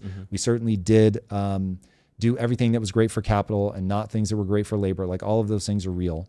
But I don't know. I just see this little glint in his eye that I don't like. Lisa was super chats. Oh, we have some super chats. Lisa was in the chat too and said she remembers she has photos of you swimming in almond butter. Yeah, there's some pretty funny photos from that. But can I just say for a second, that fucking woman, Yinegamu, if you were still in the feed after all these years, just hearing that she's in the feed makes me happy. Love. All right, super chats. Yeah. Oh, we got an O now. I'll take that one. About that. I'll take that nice. one. First one from Sequoia Hall. Let's go, Sequoia. It's Tom, been a what minute. is something you have evolved your views on over the time you have been diving into politics? Ooh, great. Modern monetary theory. I would have told you that MMT was the spawn of Satan and that it was done with the sole purpose of stealing. And then as I started really trying to follow the cause and effect, I was like, I look around and I see a world that it has its problems, but it's also amazing. And so I was like, how is it possible that we had a system that is pure evil and yet gave us something so great? Because remember, this is back in 1913. Like we've had MMT for a minute. And so I started looking at that and I'm like, okay, it's trade-offs. Like it really does have some good things, but we're not being honest about the trade-offs. And because we're not being honest about the trade-offs, we're just riding the cycle that Ray Dalio has made abundantly clear. It is there. You can see it play out over and over and over. So anyway, that would be the biggest one for sure. Next one from Marusha Dark. Tom, please do an interview with Bill Whittle. He's based right in LA. You'd have a lot to talk about regarding storytelling, gaming, AI, history, politics, and economics. He can also help people grok Bill Little. MAGA mindset. Bill Little? Whittle. Bill Whittle. I feel like that name's come up before. I know nothing about him. So I'll need to get to the point where I'm sufficiently motivated to do something that is a future investment that I don't know will pay off. That's the real answer. But if Mason drops that into Slack, hopefully I'll have a chance to look him up. But by the way, in fact, here's what we need to do, chat. The way to get me incentivized with that is it is so important that you guys feel heard. Full stop. I don't know if anybody else in chat cares about that, but when you guys have a united front, that helps a lot. So if other people want to see me investigate that, please do let me know. Because this is both leadership and followership. If we're going to build a real community, you guys cannot feel like you're not being listened to. So 100%. And also, don't forget about dropping show links and things like that in the Discord, things you want Tom to react to, things you thought were interesting and want to talk about on the show with us. So let us know. Indeed. Also, shout out to our Redditors out there. In fact, Redditors out there, here we need your help. I think that we're going to need to get our Reddit community going. I don't know. This really could be me asking, like, this is me as that guy that's digging his own grave. It's entirely possible. But I have a feeling that to work in live streaming, we need a thriving Reddit community, which means, of course, people are going to attack me, say that oh my God, he's so dumb on this. But like, we need to become a part of a broader conversation. So that will be huge. So Tom would interview Asmongold in a second. We've gone out to him, crickets. So you guys will have to push that. Somebody's Ian saying that in the feed. Yeah, I would love it. I find him hilarious. So I would interview him in a heartbeat.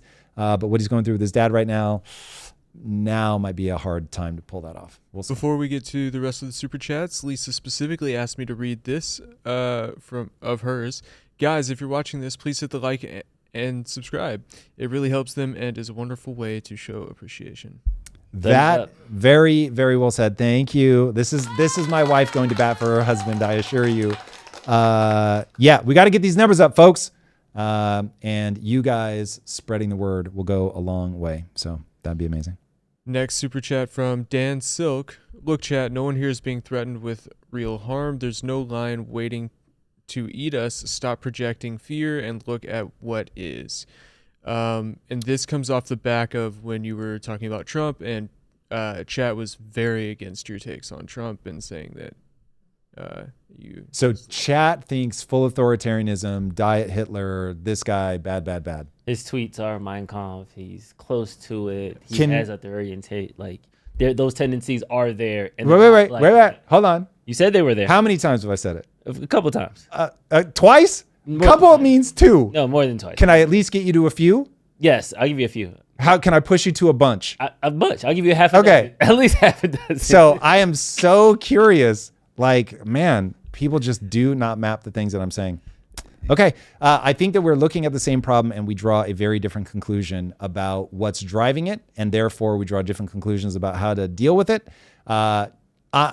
Play this clip on an endless loop if we have a night of the long knives. You are not going to have a night of the long knives. You are going to have a night where he arrests Adam Schiff, probably won't be able to get Obama, probably won't be able to get Hillary Clinton.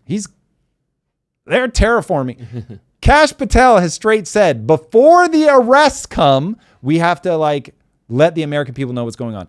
That is going to happen. Yeah. So worry about that. I don't think you have to worry about him going and killing people. That is not the way this is going to play out. All right. And speaking of emotions, sometimes making dots connect that don't. I know that's a phrase you love. Oh, it is. This is another tweet, TikTok. I went down a rabbit hole about how the death of profit, how technology is making capitalism obsolete. And I know we keep hearing about abundance and the AI is going to solve all our problems. This guy gives a unique, interesting take on how technology is actually the enemy of capitalism. Let's go. But wait, before you play it, I'm always fascinated by what background people choose. So he looked around his house and he was like, this door. This is it. This is the one. All right, let's hear what he has to say. Have you noticed how you don't own anything anymore? Not your music, not your movies, not the software you need to work. Everything's a subscription now. Adobe, Spotify, Netflix. Hell, some cars are locking your heated seats behind a paywall. That's wild. It's not because what? Yeah, BMW is doing that. What? That's one of the examples. Yeah. When somebody told me to say, I was like, that's not serious, but yeah. Wait. Tesla does it with the full self-driving car. You can't get self-driving unless you pay. That one I'm a little less up in arms about because that, you've got a whole apparatus behind you of servers and all that stuff. So listen. Heated seats take servers now, apparently. that is bullshit. Wow. Okay, the heated seats thing, that's crazy. But all right, keep going. It's not because the parts are rare. It's because if they let you own the tool, you wouldn't need the company. And that's the point. This isn't about technology. It's about control. Because capitalism isn't evolving with technology. It's trying to strangle it in its crib. Pause it. Back in the he is not mapping this correctly. This is somebody who thinks that entrepreneurs think like politicians. They don't. When you're running a business, you are constantly terrified that you're going to go out of business. And what people don't understand is as you scale, the risks get higher and higher. Now, there is a point at which you have enough momentum and enough profit, like a Facebook or a Meta, where you do get to a point where you can make a lot of really big mistakes. And you're so embedded into the infrastructure of people's lives that it's going to keep coming in. But for the most part, you're always ooh, we used to say at Quest, we're one, salmonella outbreak death away from going out of business. And so you really are on this knife's edge, and life is very stressful and very difficult. You weren't here yesterday, but one of our former employees, really, really talented guy, started his own company when he left and recently posted I'm 2 months away from losing my house because I couldn't make the company work. And now I'm really in trouble. And I was like, people do not understand how hard and precarious entrepreneurship is. So where you get is you're looking for, how do I make sure that next month is going to work? And the thing that people have found, partly married to technology, is recurring revenue based on subscription models. And so he's confusing I'm just trying to stay alive. And there's this new business model that really was born out of SaaS, where people realized, oh, wait, I can do all this in the cloud. I can deal with all that infrastructure and I can just pass you on a thing that I can justify charging you monthly access for.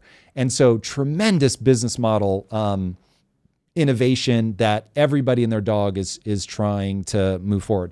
Now, this is something I'm thinking a lot about with gaming. So the whole stop killing games movement. When I initially heard about it, I was like, why are people mad about this? This is so wild. Like, you've got all this expense for servers and all of that stuff. Like, you're taking this huge amount of risk.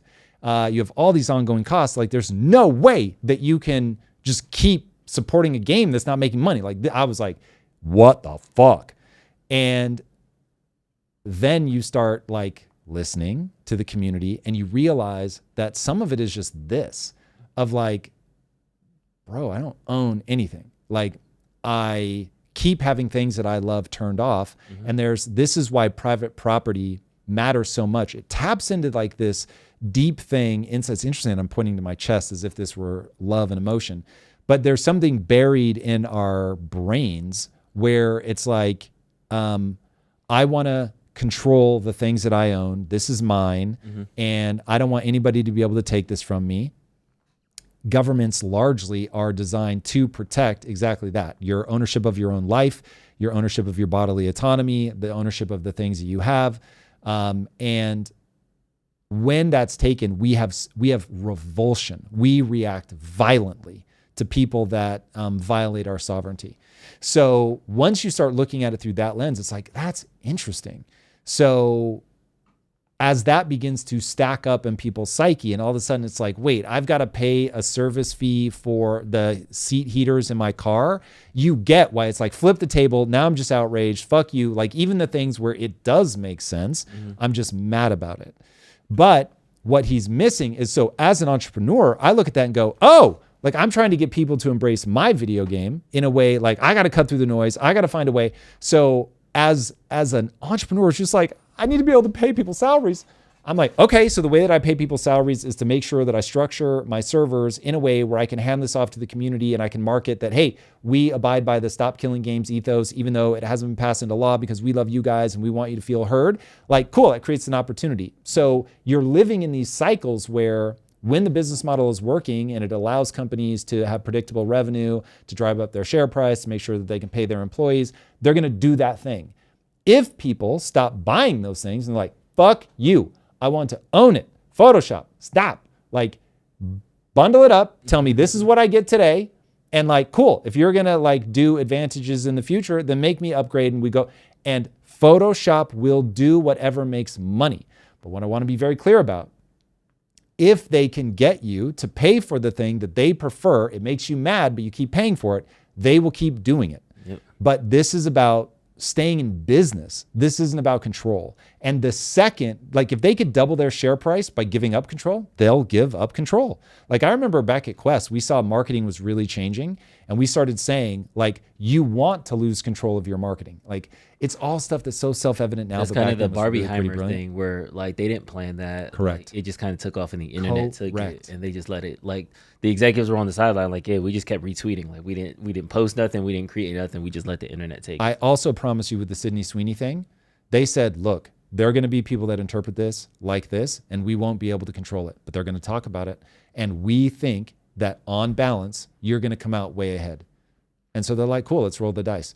So it really isn't about control. You will be very confused by the way people move if you think that it's primarily about control. People fucking love control, but that's not what's driving this. Happy. Let's jump back into it. Jeremy Rifkin called it the zero marginal cost society, a world where the cost of creating, replicating, and sharing things drops so close to zero that profit itself starts to disintegrate.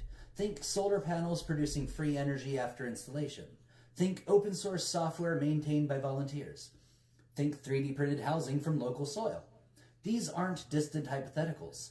They're the early rumblings of a reality that breaks the price system itself. Rifkin saw it clearly.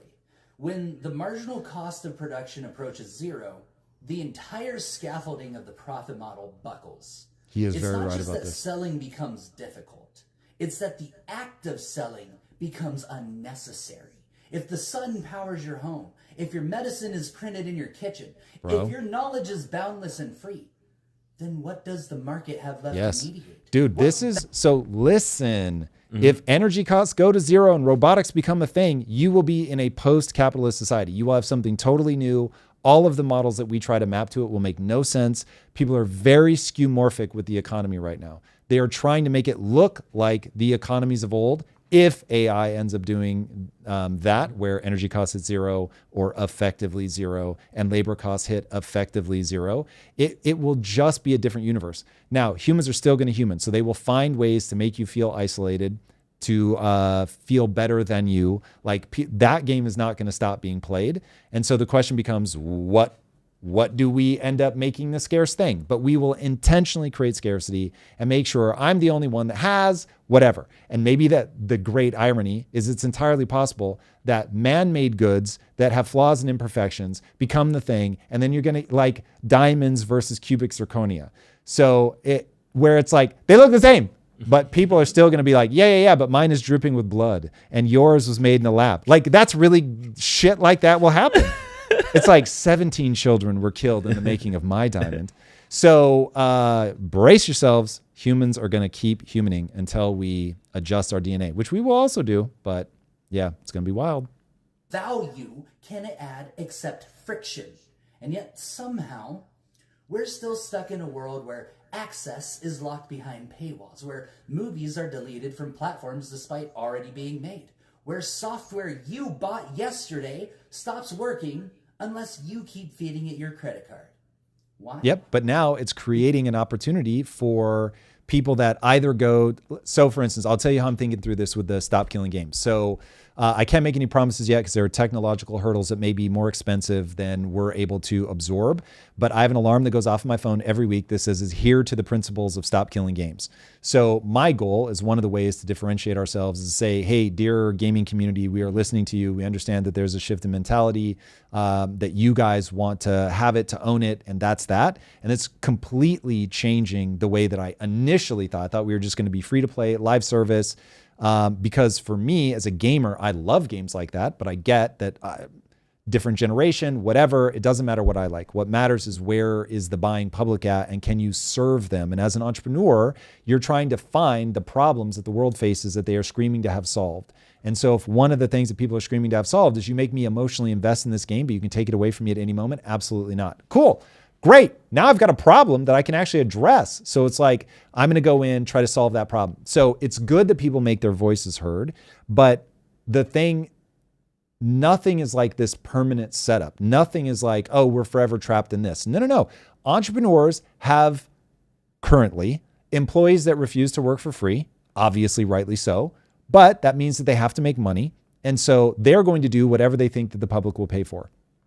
If you map it like that, this is all going to make sense. And so when you make your voices heard as the public, entrepreneurs, maybe not the entrenched ones, but the entrepreneurs that are coming up that are trying to break in are 1,000% going to say, oh, cool. I get it. You want something different. I'm going to give you that thing. Because capitalism requires scarcity. And when nature stops providing it, capitalism manufactures it. He's wrong about that. Capitalism isn't manufacturing scarcity. Capitalism will capitalize on that people want to buy a scarce thing. But that will be a very, very, very minor part of capitalism. When you take the GDP in totality, you can look at LVMH and you can say, oh my God, but they're like, when you aggregate their brands, they're like the biggest thing on planet Earth. Yes, but compared to the GDP, they're tiny. So capitalism drives the entire GDP, non-governmental GDP. And that's a totally different game. That's about innovation. That's about promising a better future. That's about solving problems. That's about people saying, this is what I want. Scarcity is one problem because it's signaling. So it lets you flex. It lets you say, I can afford this phone, this car, this whatever. And so that's still going to be there. And we will find a way to do that signaling just because that's baked into the human mind. But there is a much, when I teach entrepreneurs, I don't even talk. Like if somebody's like, hey, I'm in a commoditized industry. How do I generate more revenue? Then I'll like give a treatise on LVMH or something where it's like, okay, let's look at what they've done. Let's look at what Apple does in terms of like saying to people to use my brand says something about you, you're better, you're more exclusive, you're smarter, whatever. But like, I spend literally 99% of my time teaching entrepreneurs in Impact Theory University. Literally sign up today. The world is changing so fast, and this is how you're going to stay ahead. Link in bio. I'm spending all of my time teaching them that you need to solve a burning problem that people are screaming to have solved. When you do that, people will give you your money. If you don't do that, capitalism is not a scarcity engine. A world where abundance is real, but buried under licensing agreements, proprietary formats, rent-seeking patents, and subscription laws designed to simulate a constraint that no longer naturally exists. You don't buy the song, you lease the privilege of hearing it. You don't. So he's living in the future a bit with the prognostications. I think he's right 10 years from now. Right now, today, he's mismapping a really effective business model that people will leverage if they can. Instead of seeing that right now labor costs are still high as hell, that's still going to be almost certainly the number one line item on everybody's P&L, that musicians ultimately are going to be the ones that, like, if you want to get them out of this mode where it's like my music is commodified and the only thing that I can really monetize is the in-person thing, then you've got to get them to pull back and say, I just don't do deals like that. But the problem is, and this is what he's missing, that's what the consumer wants. The consumer is telling you, I want my music free. Because there was a world where, I mean, I remember when I was like 19, broke as hell, and I'm standing in a CD shop, and I'm like, okay, because I'm a Christmas junkie. And I was like, I'm going to buy one Christmas album a year, every year. And by the time I'm like 40, I'm going to have like 20 Christmas albums. This is going to be awesome. And so every Christmas, my Christmas library is going to get better. This is going to be amazing. No one wants to go back to that. So everybody wants to get as much music as they can eat. And so people get confused and think we as the consumer aren't the problem. We as the consumer are the problem. All the entrepreneurs are just going, what will you actually pay for? Now, they'll push you to the edge for sure. And if you let them get a monopoly, then they will abuse you.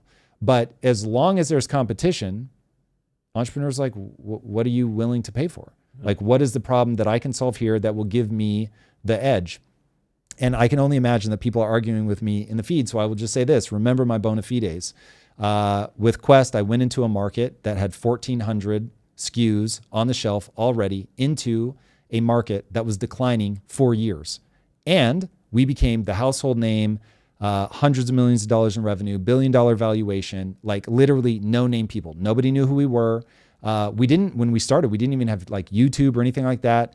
It was like, you're literally fighting for everything. And what is the first thing that you look for? What is the problem that we can solve that people are screaming to have solved that they will then pay for? And it was to make something taste like it had sugar, but didn't. And so by doing that, we were able to make something that was more expensive, still get it out into the market, have people clamor to pay extra for that thing because it solved the problem of this tastes like it has sugar, but doesn't. And that was such a big problem that it revolutionized the industry. Everybody flooded in, started doing the same thing. It's like, you just have to find the thing that people really want. That is the major thing that drives this. Yeah, he's cooking right now though, because I do think there is this. But in what way? I would say in his off. His miss.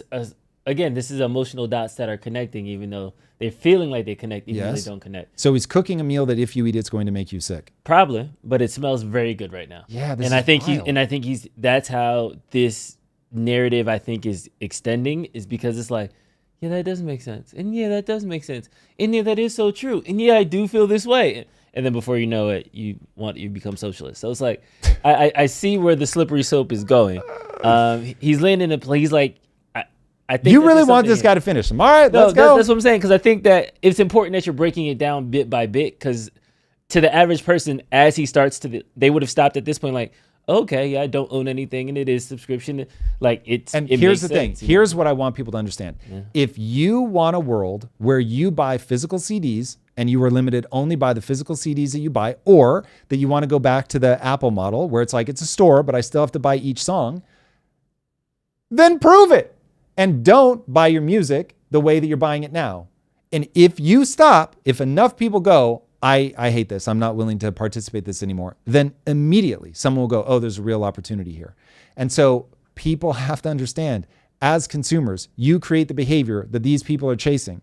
And so if they've trapped you in like, oh, the music, like it's better in some way that I have easy access to this. Yes, it's a service, and yes, I don't own it. But now instead of me trying to collect one CD every year for Christmas, because I will tell you, I would much rather rent my music. I'm way into this current model. As somebody who's lived through both, while I miss, like I used to have a DVD collection, and seeing it made me feel something. I loved it. But the reality is, I don't go, I'm only going to buy what I can have on DVD. I'm like, yeah, it's a lot easier to just rent all this shit. And like when I buy a movie, I'm like, is this a movie that I want to be able to watch whenever I want to watch it for a few years while this person still owns the rights to this movie? Yes. I don't think, oh, it's mine and I permanently have it. It's like, I'm all too aware how the deals behind the scenes are working. But entrepreneurs will follow the dollars, period. It's just that we all know a very uncomfortable truth, which is you're never going to get everybody to agree that it's worse. And so it's a trade-off, but the people have voted with their dollars. It just isn't worse. Nice. You rent the fruit. Which brings us to Buckminster Fuller. Decades before Rifkin, before Silicon Valley, before open source anything, Bucky saw the contradiction. He knew the systems we built were no longer about utility. They were about justification, not making life better, but making life earnable.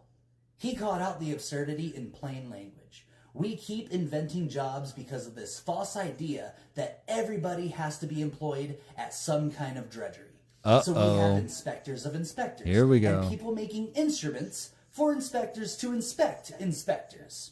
It wasn't I'm waiting for the cynicism. punchline here. It was diagnosis.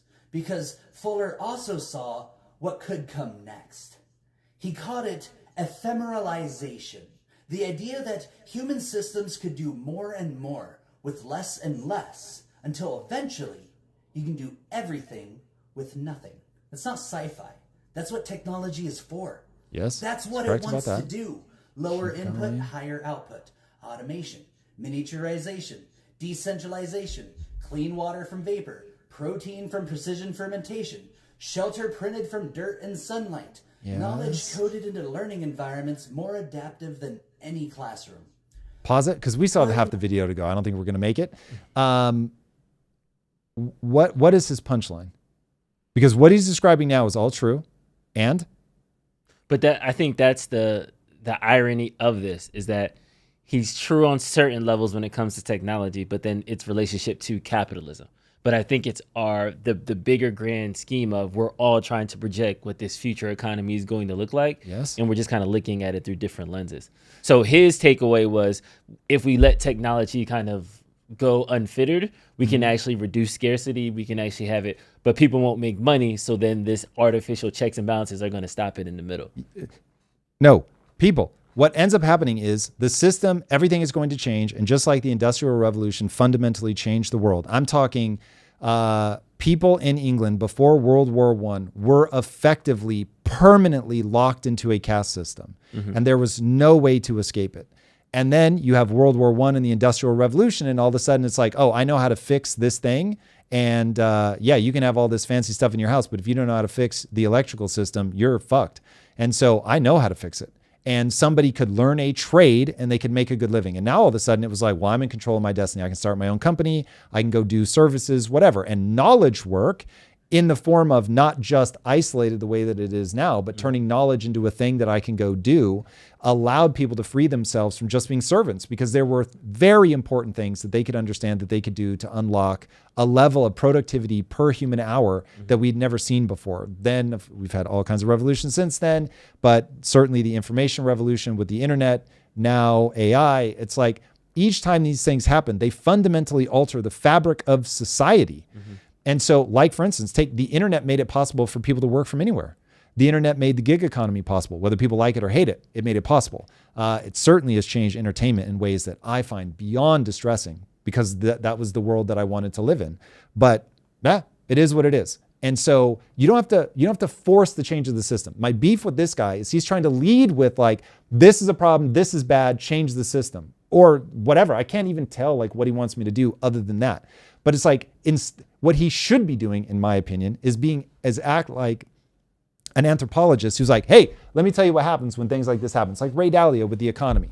Ray's not telling you what to do. Ray's just saying, this is the pattern. Now that you know the pattern, what would you like to do about it? So it's like, there's a pattern that's going to unfold. Energy costs are going to keep going down. Labor costs are going to keep going down. Capitalism won't make sense anymore. So I'm not sure who he's arguing with. It's like capitalism will naturally go away.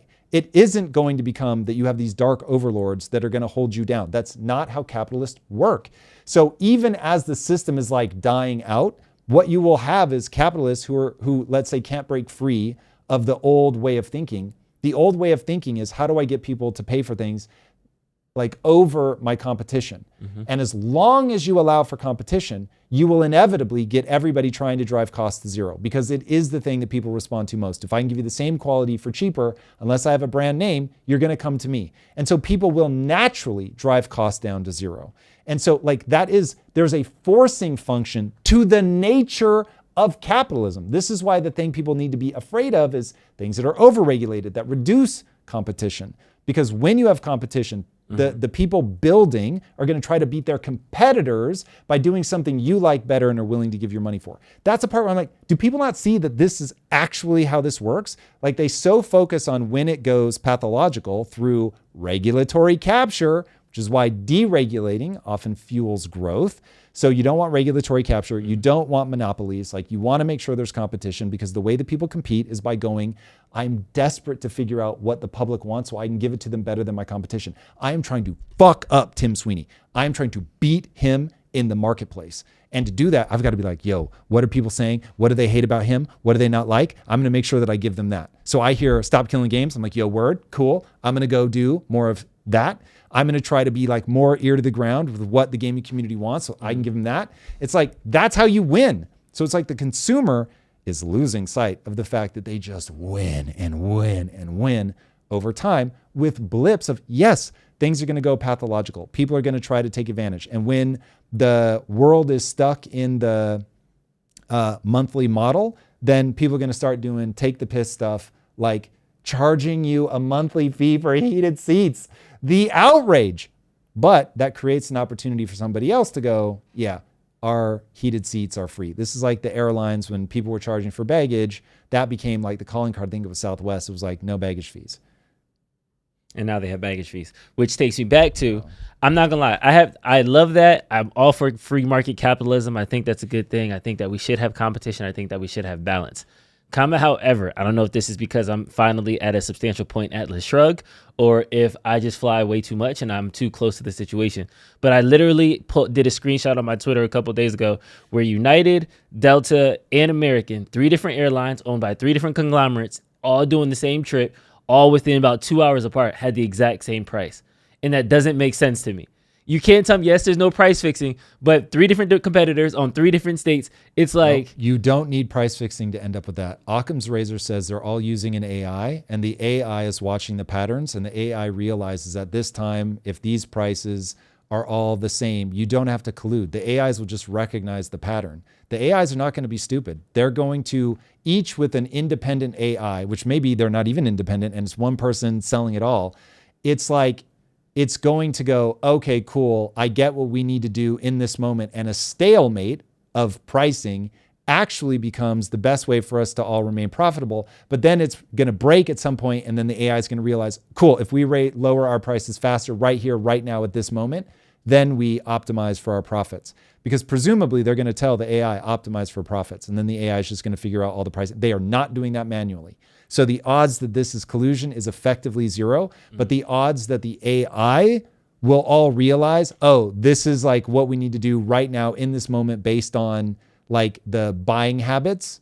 There's some confluence of circumstances that led all of the AI to draw the same conclusion basically at the same time. But you'll probably but to your point, the the individual's supposed to win. We're supposed to be a race to the bottom. It's supposed to like put costs lower. If everything is 274, somebody should be like, okay, I should do 270, 259. And they will, presumably the AIs will do that unless the AIs are realizing without expressly saying it, that collusion at the level of technology is the thing that pays off, then that's what they're going to do. But the reason I think focusing on the airline industry is good is because the airline industry has freakishly thin margins and it's excruciatingly expensive to get into.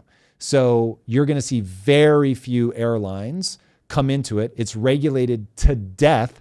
So you've got regulatory capture combined with tiny margins, combined with a very high like capital expenditure need to get into the business. That is the perfect universe for the consumer's going to get fucked. And you just have to accept, man, that's brutal. Your only hope is that you can deregulate, but people aren't going to do that because of safety and all that stuff. So it's like, yeah, airlines brutal right now. Even as somebody who's wealthy, I am aghast at the cost to travel.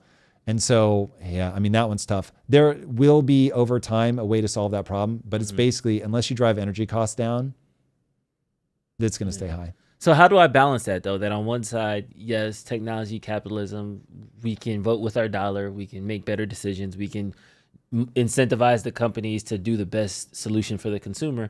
And then internal cartels, AIs, we're going to call them, but I do think it's a cartel. There's no way you could tell me it's not. That they all end up having the same price and the consumer loses, but they get to keep their margins and they win. You know what I mean? Like, how do we balance?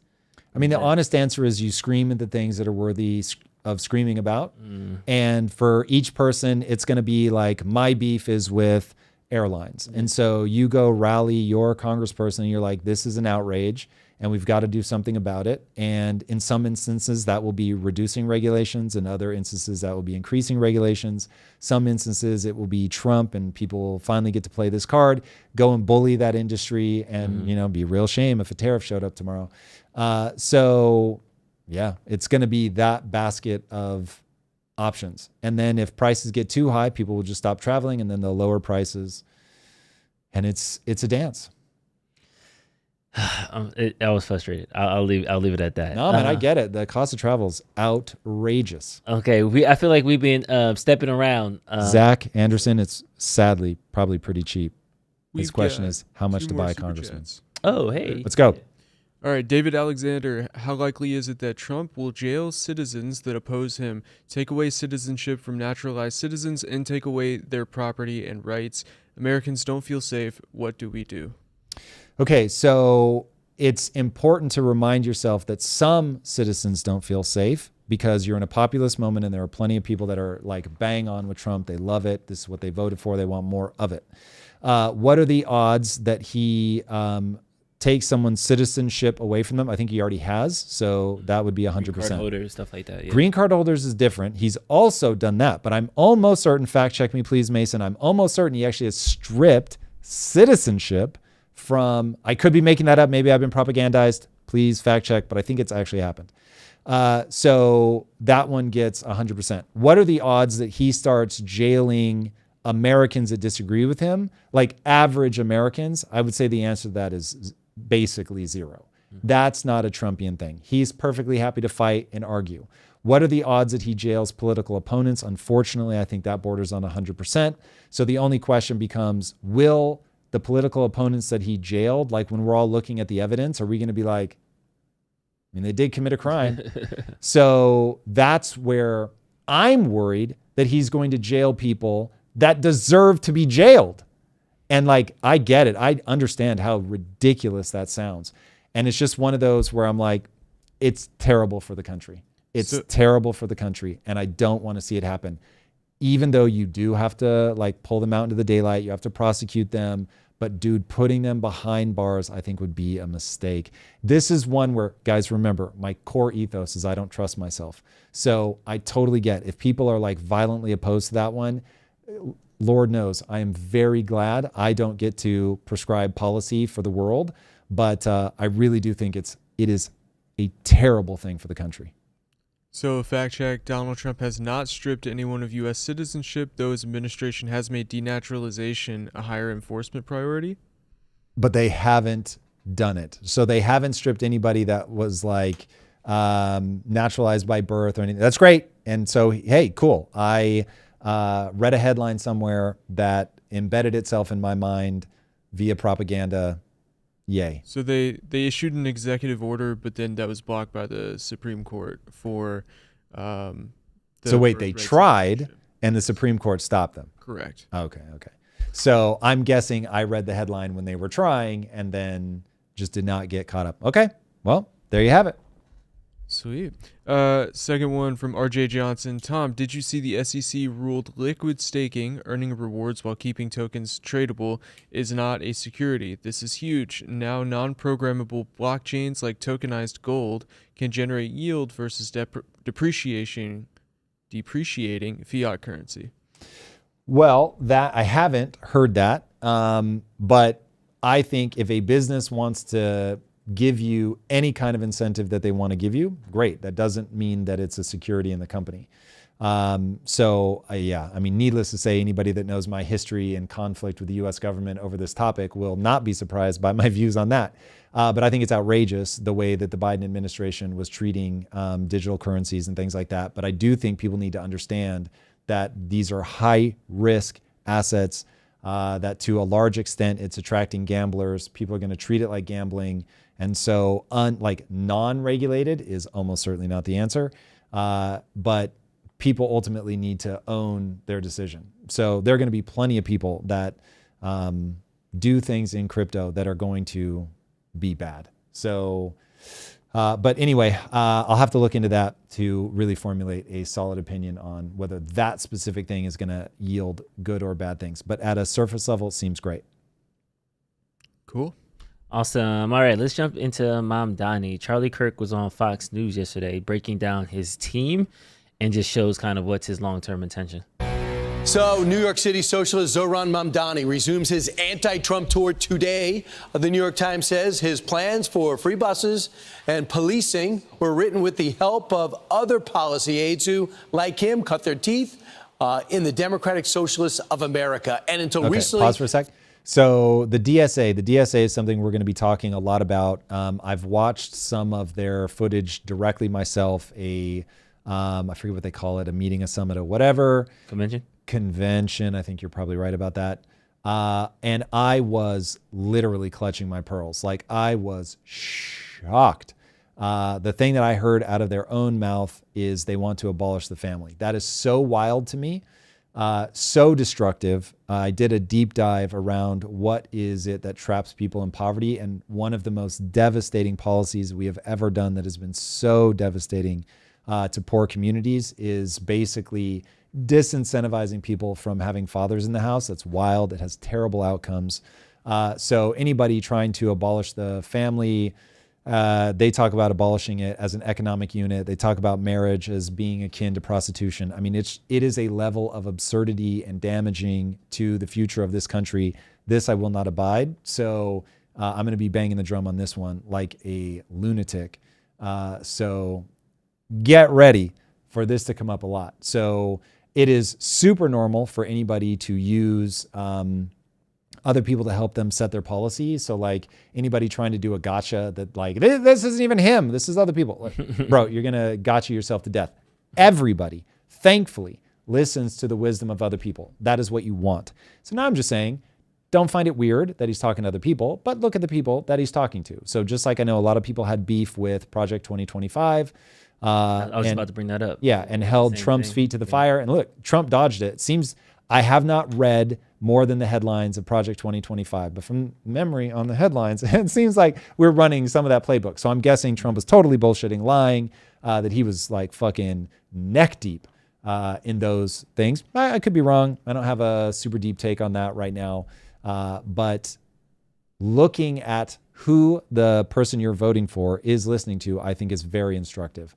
And Mamdani is talking to the DSA. And I think the DSA, their policies are so ridiculous that this will destroy anybody that it touches. Few of the people closest to him had ever worked in the government at all. Like Mr. Mamdani, his aides are notably younger, further left than the advisors of the rival campaigns. Pause. I hate this, like, their young thing. There is, of course, a threshold. And there is a point at which, like, you're too young, you just don't have enough life experience. But the reality is, the quote that haunts my dreams is genius is a young man's game. And there is a reason that that quote exists. It does not mean that being young makes you a genius, but it does mean that when you are young, you are unfettered by all the scar tissue that changes us all, that traps us all in a box. There is a reason that humans die. There is a reason that young people reshape the world. And there is a reason that those two things are not coincidental to the fact that we continue to move ever in a good direction. Not that we don't have blips of bad things happening, for sure we do. But the reality is that you keep a freshness to culture. Humans have become the most dominant apex predator the world has ever seen by transmitting things through culture. Culture will stagnate if you let it. And so young people are dope. We should want young people to get involved. We, as the elder statesmen, should be more than ready to debate young people based on first principles.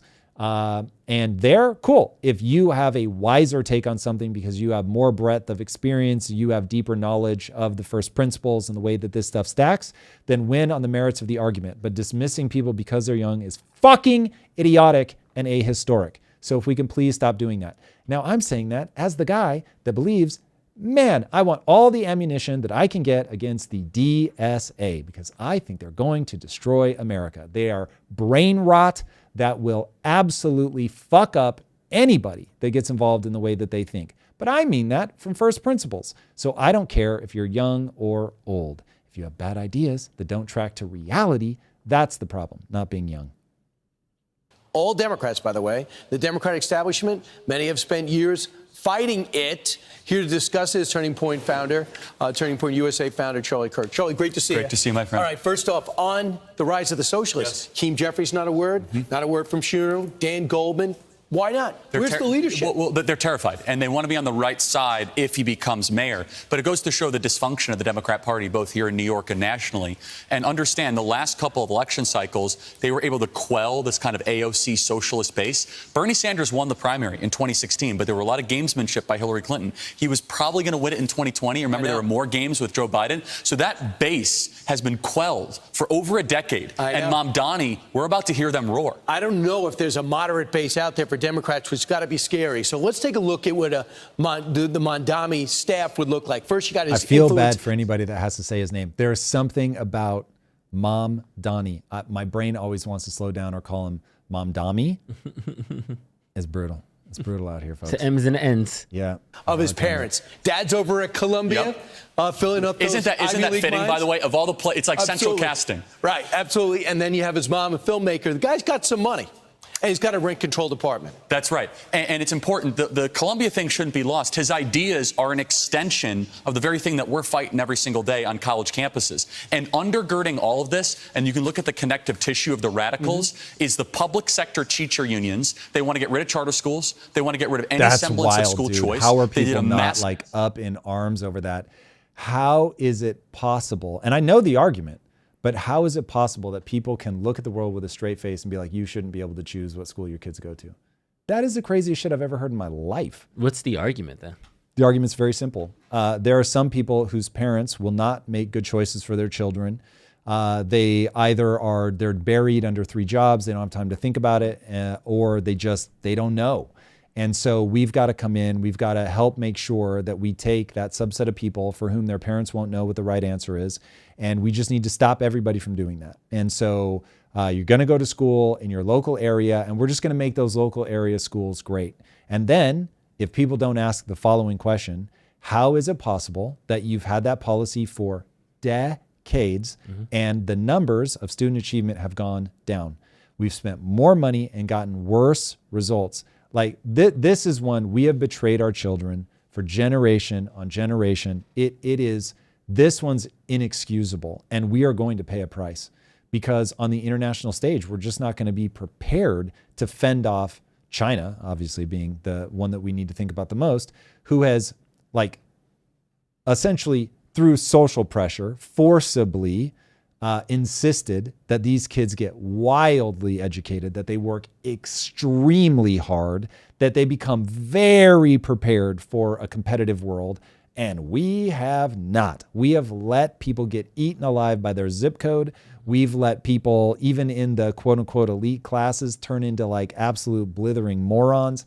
It's like, dude, this is wild. Yeah. I don't know how people don't think that this plays out badly. Like, if I may be so cliche for a moment, the children really are the future. Teach them well. Let them lead the way. So this is nuts that people are like, nah, fuck them. Like, that's crazy. Press conference on July 9th, basically, and Mamdani said, whatever you want. And Mamdani is the outgrowth of the seeds that were planted by these public sector teacher unions that want to get rid of parental choice and want to keep kids stuck in failing schools here in New York City. The money is set aside for charter schools that benefit mostly minority communities, and they're going to hurt the people that put them in office. Charter schools is a fancy way of saying we're going to be held accountable to results. So we are a private school, run for profit, where parents, in an ideal world, where parents get a stipend from the government that they can spend on any school they want. And then we've got to show, hey, this is what we output. And all of a sudden, again, the way that capitalist systems work is those teachers, those school administrators are going to say, we need success stories, because the greatest marketing to parents to get those dollars, again, you don't have to trust them to be anything other than greedy. The greatest marketing message to get the dollars from the parents is to show them this is what we output. This number of kids go to college. This number of kids go beyond college and get jobs. Like, and all of a sudden it's like, oh, cool. You have to do a thing that actually yields a good product in order to attract the dollars. It's wild, man. So look, this isn't about like reducing what we pay in taxes. Pay taxes. Like on education, I'm here for it, but you have to show results. So going back, kind of like with the airline example, Arizona is the wild, wild west of education. That's where my daughter goes to school. And I like that it's unregulated in the sense that I can drive her to the best district on the other side of town. All I got to do is sign up. I like that that's free. They're not going to ask for my license. They don't have to verify. It's just, this is where you want to go to school. Cool. It's up to you to get her there. That's the discussion. But with that being said, I was a part of a nonprofit advocacy group for like single dads. And we went to a charter school one time to do like a program there. And the charter school was literally in like a strip mall. The kids were in a small conference room looking thing, staring at a computer all day. So it was almost, and that was high school. And to me, it's like high school is supposed to be a band. It's supposed to be theater. It's supposed to be, culture and extracurricular activities. But there are these cultures and there are these charter schools that are entrepreneurial in their sense of like, we're going to do education our way, and it's just computers, and they could graduate in 2 years and da-da-da. And it's like, I get it, but should there be a line for education? Like all schools need this. Like, I just don't want to act like we need to take away the regulations to open up school to let the entrepreneurs take it. But like, I don't know if we're going to get to a better place or if there's going to be some type of airline equivalent education cartel and we're stuck. We're back to square one. Like, I'm all for putting in requirements. So if we want to say, one, that parents have to choose to be there. So now you're saying, okay, the parent gets to choose if they think this is best for their kid. I think kids belong to parents. They do not belong to the government. So if you want to send your kid to a Montessori school, if you want to send him to a pipe fitting school at age 13, cool, whatever. That to me is a parental decision. So that is like requirement number one.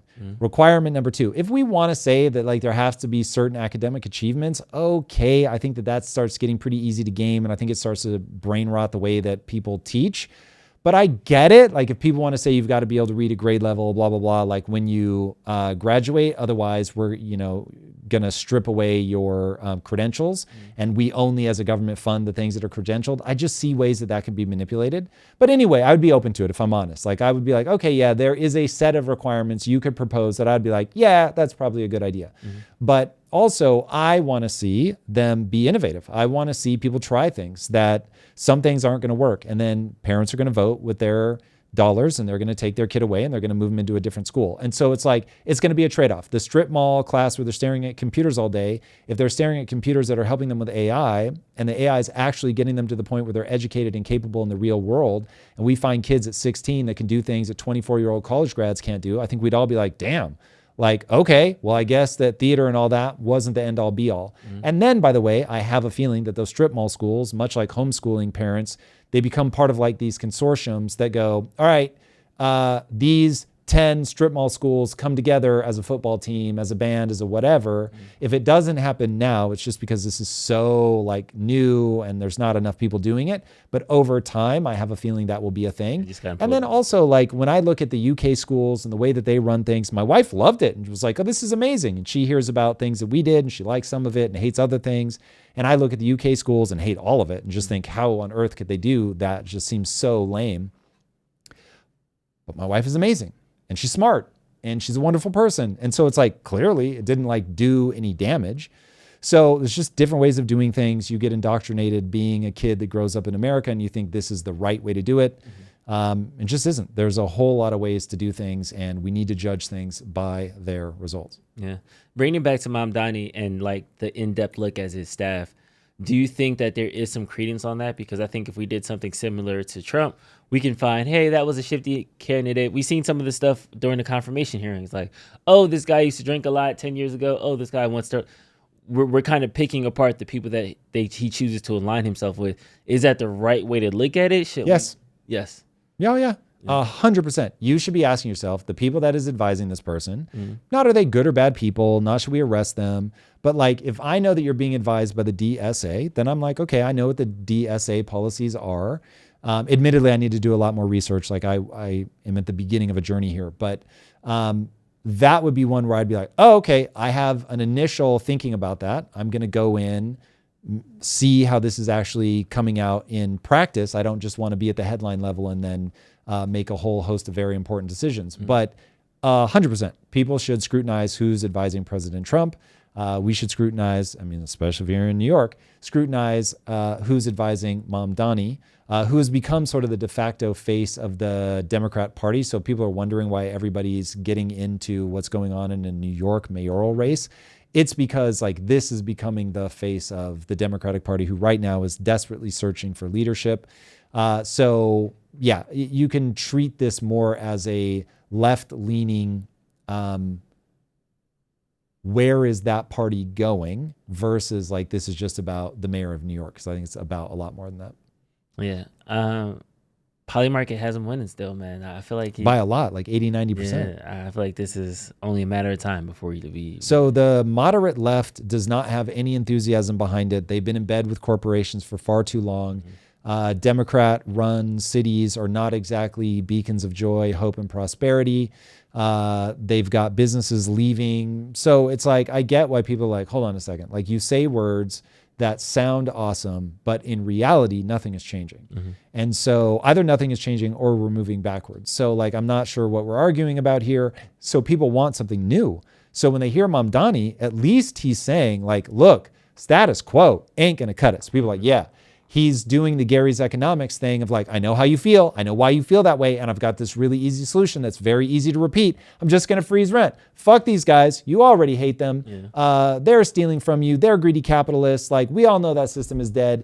And by the way, Mamdani is really eloquent. He's a very good looking young man. Like all these things are like, yeah, I get why this guy's popular. And so if it worked, like if his ideas were actually good, I'd be like, finally, like this guy actually has decorum in a way that Trump doesn't. And the way that Trump talks just drives me crazy. So this is a guy that's like, you know, look, I'll think about that once New Yorkers are safe. Like I saw the interview that he did with Hassan, and Hassan was like trying to push him into sort of unhinged, like funny stuff. He was being playful, but nonetheless, Mamdani like kept it like pretty reasonable. Like, hey, we'll think about that after we make sure that New Yorkers are safe. You want a politician that can talk like that. This guy is a formidable foe. Like he gets what the game is. So it's just a question of, is resentment driving him? My take is yes.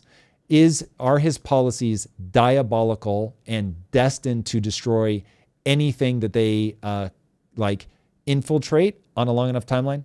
1,000%. We've got the historical receipts to back it up. Like this is just dire in my estimation. But nonetheless, like it's packaged very neatly, very intelligent person saying these answers. But intelligent people get captured by resentment. Also, you want to talk about audience capture. Ooh, buddy, like this is audience capture. People love to hear soak the rich, they're evil, freeze rent, give me free stuff. And no matter how much I can walk them through step by step exactly how that makes you poor, they don't care because it sounds fucking awesome. All right, let's go around robin, react to some things that happened in the news lately. Sequoia Hall, though, dropped a super chat. Do we want to hit it now? I don't know what it's about. Sure, we've got 2 super chats. Super chat. Sequoia Hall first. Project 2025, you did not have the same focus of disdain, and look at how close they are tracking and involved in the admin. What did you say to those of us bringing up Project 2025? Literally not a single word, because I wasn't even engaged with it at that point. If we were doing it now, I would actually go read Project 2025. Like I said, I'm only at the headline level. So I don't even know that I have beef with Project 2025. I might be like, I love everything about this. I don't know. So we'll see. And if that's a good indicator of where Trump is going, it's probably worth sitting down and going through that. But I've not done that. So I have a far deeper fear of socialism for the reasons that I've laid out over and over and over and over and over and over and over. Once you understand that you're trying to bring back a thriving middle class, there's nothing that I hear coming out of Trump that I think is fundamentally detrimental to the working class other than his willingness to deficit spend. Now, that is catastrophic, and that's why I was super black-pilled by the big, beautiful bill. I don't think Trump is coming to save any of us, but at least he's got a pro-growth mentality, because if you look at it, there are two paths before you. You can either say, listen, we're going to spend like drunken sailors, but we're going to unlock even more growth. Or what you've got on the left, which is we're going to spend like drunken sailors and fuck up growth. So it's like one of these is not like the other. One of these is even more detrimental. Now, I think that Trump's economic policies are a kamikaze run, and you only have one shot of growing your way out of it. I don't expect us to grow our way out of it. I am in a deep, dark place with the way that Trump is economically. I've been super clear about that. I've beaten that drum to death. But what confuses people is I will say, okay, well, if we're going to pursue the growth angle, at least we have an angle of growth to pursue.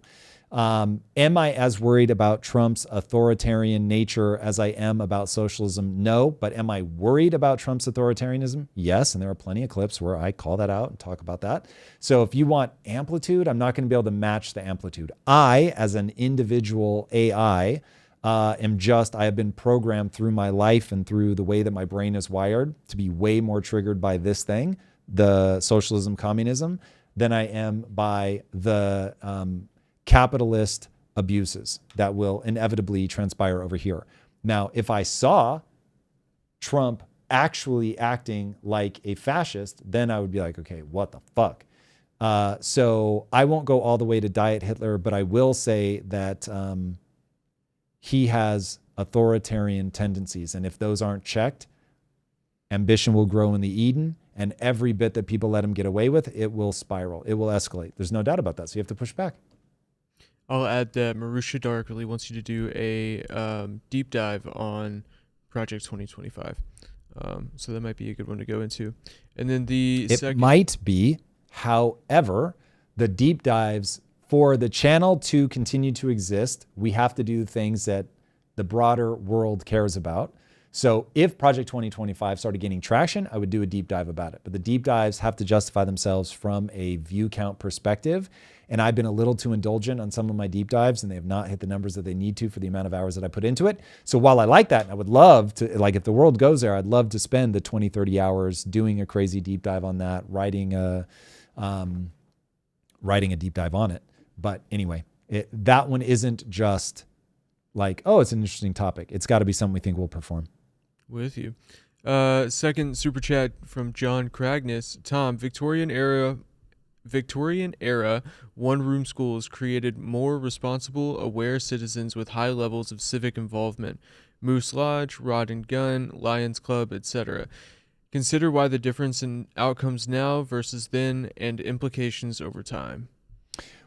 Well, are we talking about in the US or are we talking about in the UK? So I won't be able to speak to the UK, but in the US, the reason that I think that we've completely derailed is that our school system became about babysitting and teaching people to be a cog in an industrial machine. It was very good at that. And then when we instituted some of the labor policies in the school system, You made it so you couldn't fire bad teachers. You made it so you couldn't hold people accountable to outcomes. All the while, the world moving way beyond the Industrial Revolution and you not updating your thinking. Then, by the way, you started printing money like crazy and don't teach people some of the basics. And so now you can more or less enslave people. So as long as you are giving them a babysitter, parents are happy because they don't understand exactly what's happening to the middle class. So people are a little bit frustrated because they can tell like something is broken, but they don't actually have their finger on what is broken. So did the school system ever output people that perform better? Yes, because it was hyper regional. It was like your local woman, quite frankly, who was a member of that like community, was super embedded, and the parents would just walk up and be like, fucking teach them this. Then you could teach them that. That's not the system that we have, nor are we outputting people that match the needs of the world today. You have to have technical literacy. You have to have financial literacy. You need to avoid debt that we just bury people under. You need to be able to fire teachers to make sure that they're awesome and that they're outputting something. You got to pay teachers better so you can attract the best and the brightest. There's plenty more that we could go into, but that's why I think we are where we are. Cool. All right. And Channel 5 brought our boy Hunter Biden back after Melania threatened him with $1 billion lawsuit demanding that they retract their last interview. So this was their response. Ladies and gentlemen, the day of presidential litigation has arrived. It's lawsuit time. In my hand is a legal demand letter addressed to Mr. Hunter Biden from the First Lady of the United States, demanding a retraction of Channel 5's video called Hunter Biden Returns, in which Mr. Biden here makes some speculative comments about the relationship between Jeffrey Epstein, Melania Trump, and Donald Trump. Okay, well, they knew each other well. They spent an enormous time together. According to his biographer, is that Jeffrey Epstein introduced Melania. That's how Melania and the First Lady and the president met. Really? Yeah. Epstein made the intro. Yeah, according to Michael Wolff. Yeah. And so I only can go by what people are saying, and I don't know. He didn't make these claims out of nowhere. They come from another journalist named Michael Wolff, who is a biographer that actually spoke to Jeffrey Epstein. But now here we are. And I've got $1 billion document in my hands because Mrs. Trump is seeking $1 billion in damages if we don't take the video down and if Hunter here doesn't issue a formal apology to Mrs. Trump. So now we're here maybe to give you the platform to apologize to the First Lady for your statements that you made about her possible connection to Jeffrey Epstein. Fuck that. That's not going to happen. There it is. 10 toes down. Do your thing. Yeah, I hate this. So suing people is absolutely ridiculous. That should be like a thing of last resort. Obviously, there are going to be times you have to do it. And unfortunately, we live in such a litigious society. You're going to see a lot of this, man. But God, they're expensive and they drain time and energy. It's just like, yeah, this is look, if you're a public figure of that magnitude, there is an amount of speculation and people talking that you're just going to have to deal with. And when you're the president or the First Lady, like you got to have a pretty big like cushion before you start like going after people. And I haven't watched the whole interview. It's possible he says something that is wildly defamatory. But certainly in the parts that they just replayed there, I don't see anything that meets that threshold. So again, like just because you can doesn't mean you should.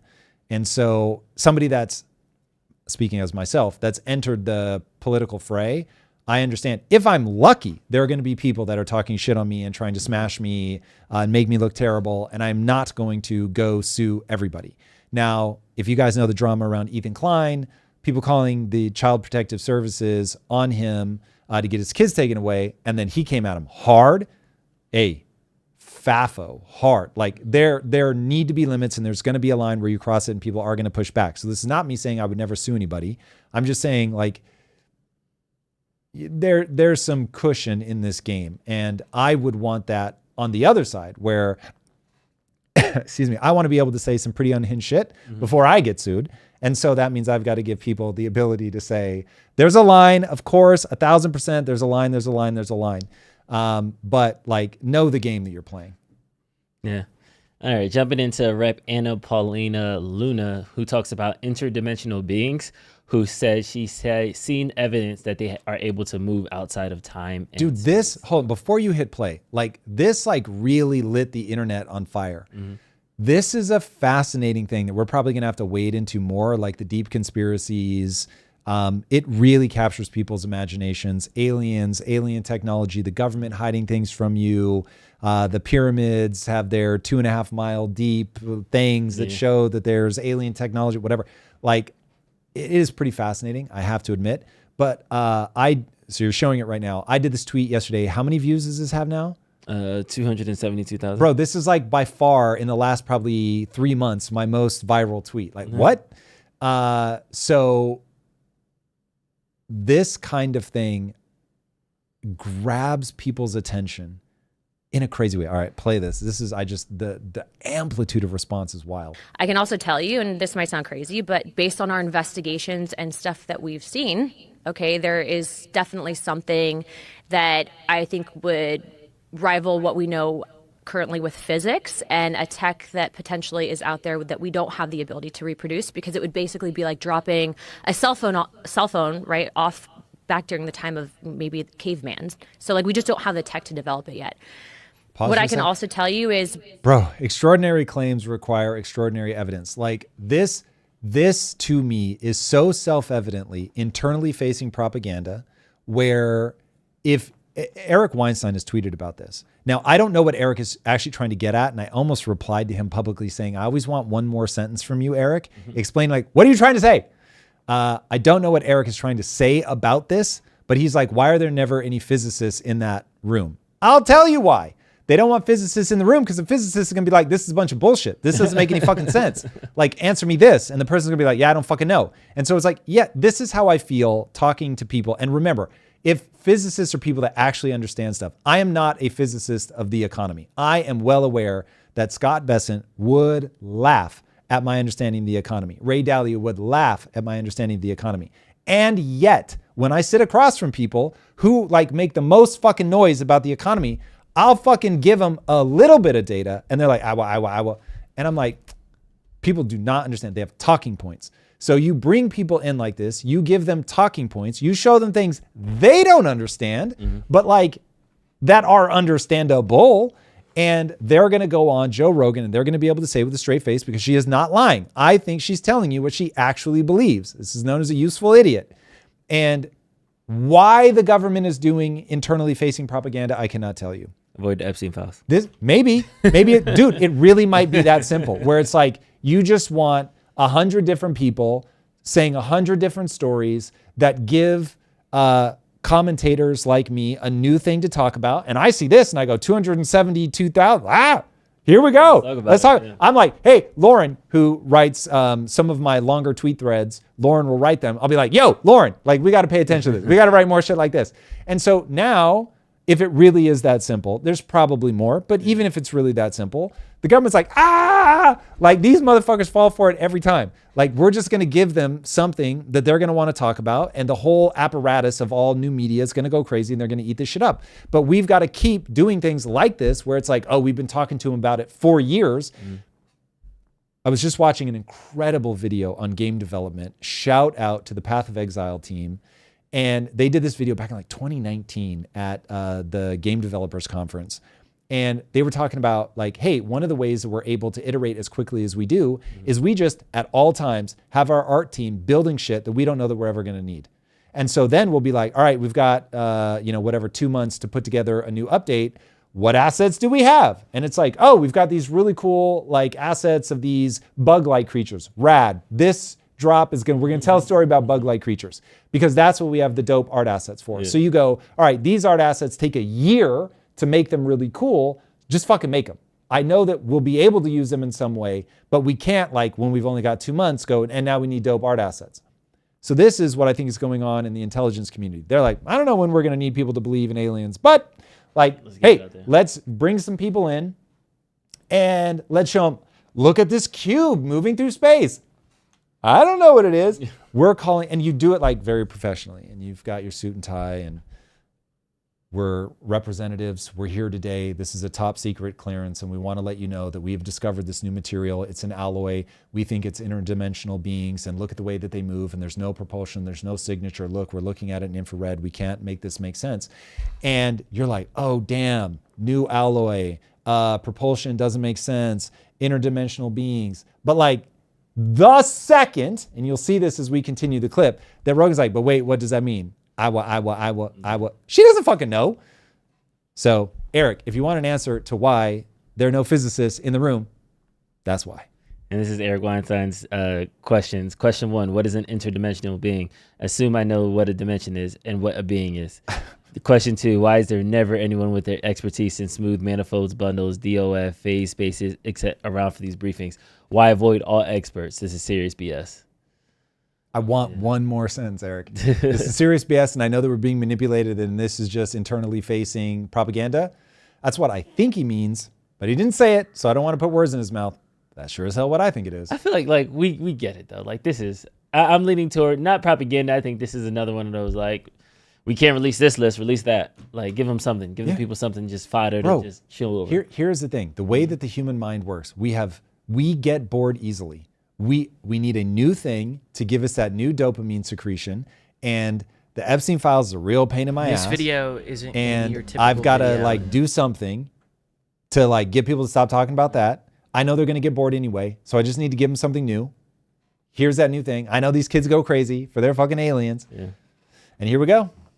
Wild. Crazy. Wild. All right, moving on to this Roblox issue that you teased at the beginning. Wait. No. You got to go back. Show Rogan when he hits her with like, but wait, what is this? What is that? And she's like, yeah, I don't know. And he's like, that's congressional super hearings, vague. but I was actually able to ask some of the witnesses, what are these things? And they keep saying interdimensional. And then when you talk about the interdimensional aspect of, are these things pre-existing, maybe outside of what we currently know as our own dimension? That stuff can kind of all sound crazy. She doesn't even know what she means by that. At the end of the day, my job as an investigator is to receive all the information, decipher it, and then ultimately from a congressional aspect, if you do have contractors that are withholding information or operating outside of the purview of the federal government, I mean, there's budgetary issues, but there's definitely something that I can tell you with confidence that exists that we don't know how to explain. Bro, here are a lot of words. So when you say that it operates out there, people will come and interview with me for a job, and they'll do shit like that. It winds me up so much. I will stop them and I'll say, listen, you're highly verbal. I'm highly verbal. We both know you can bamboozle people with a lot of slick words. Let's not do that. What we want to do is just walk me through. You pull levers and get outcomes. What levers have you pulled? And this is my favorite question to ask in an interview, where in the interface is the lever that you pull? Because that's where you're going to trip people up. If they're doing it all day, they know right where it is. They're like, you click on this, you go here, you go there, and this is where you'll find it in YouTube. This is where you'd go because these are often media jobs. You can find out who's full of shit and who's not. Once you take away their ability to use slick words, it's really funny. Make them map cause and effect, and you will break them, which is exactly what my man's about to do here. Outside our understanding of physics, what specifically are you saying? Like, what happened? To I guess break it down in simple terms is that I think that some of the tech that exists, that whatever these things have, these energy things have. Say the words. Well, they call them interdimensional beings. I think that they can actually operate through the time spaces that we currently have. Yeah, and that's we all do. What do you mean? Something that operate I through? came up with on my like own. Penetrate? What is she saying? These words don't make sense. This is somebody who they don't understand what they're talking about. Dude, I'm telling you, simply by asking that question, be specific. Then it's like, wait, I will. Like whenever somebody has a talking point, but they don't understand like the fundamental thing. This is one of the reasons I love being challenged by the community. You guys will always eventually get me to the point where I'm at, Iowa. And I'm like, okay, cool. That's the thing that I have to go research. I have now found the part where my emotions are making it feel like it connects. It doesn't actually connect because I don't like the way that I feel as soon as I go to talk about this.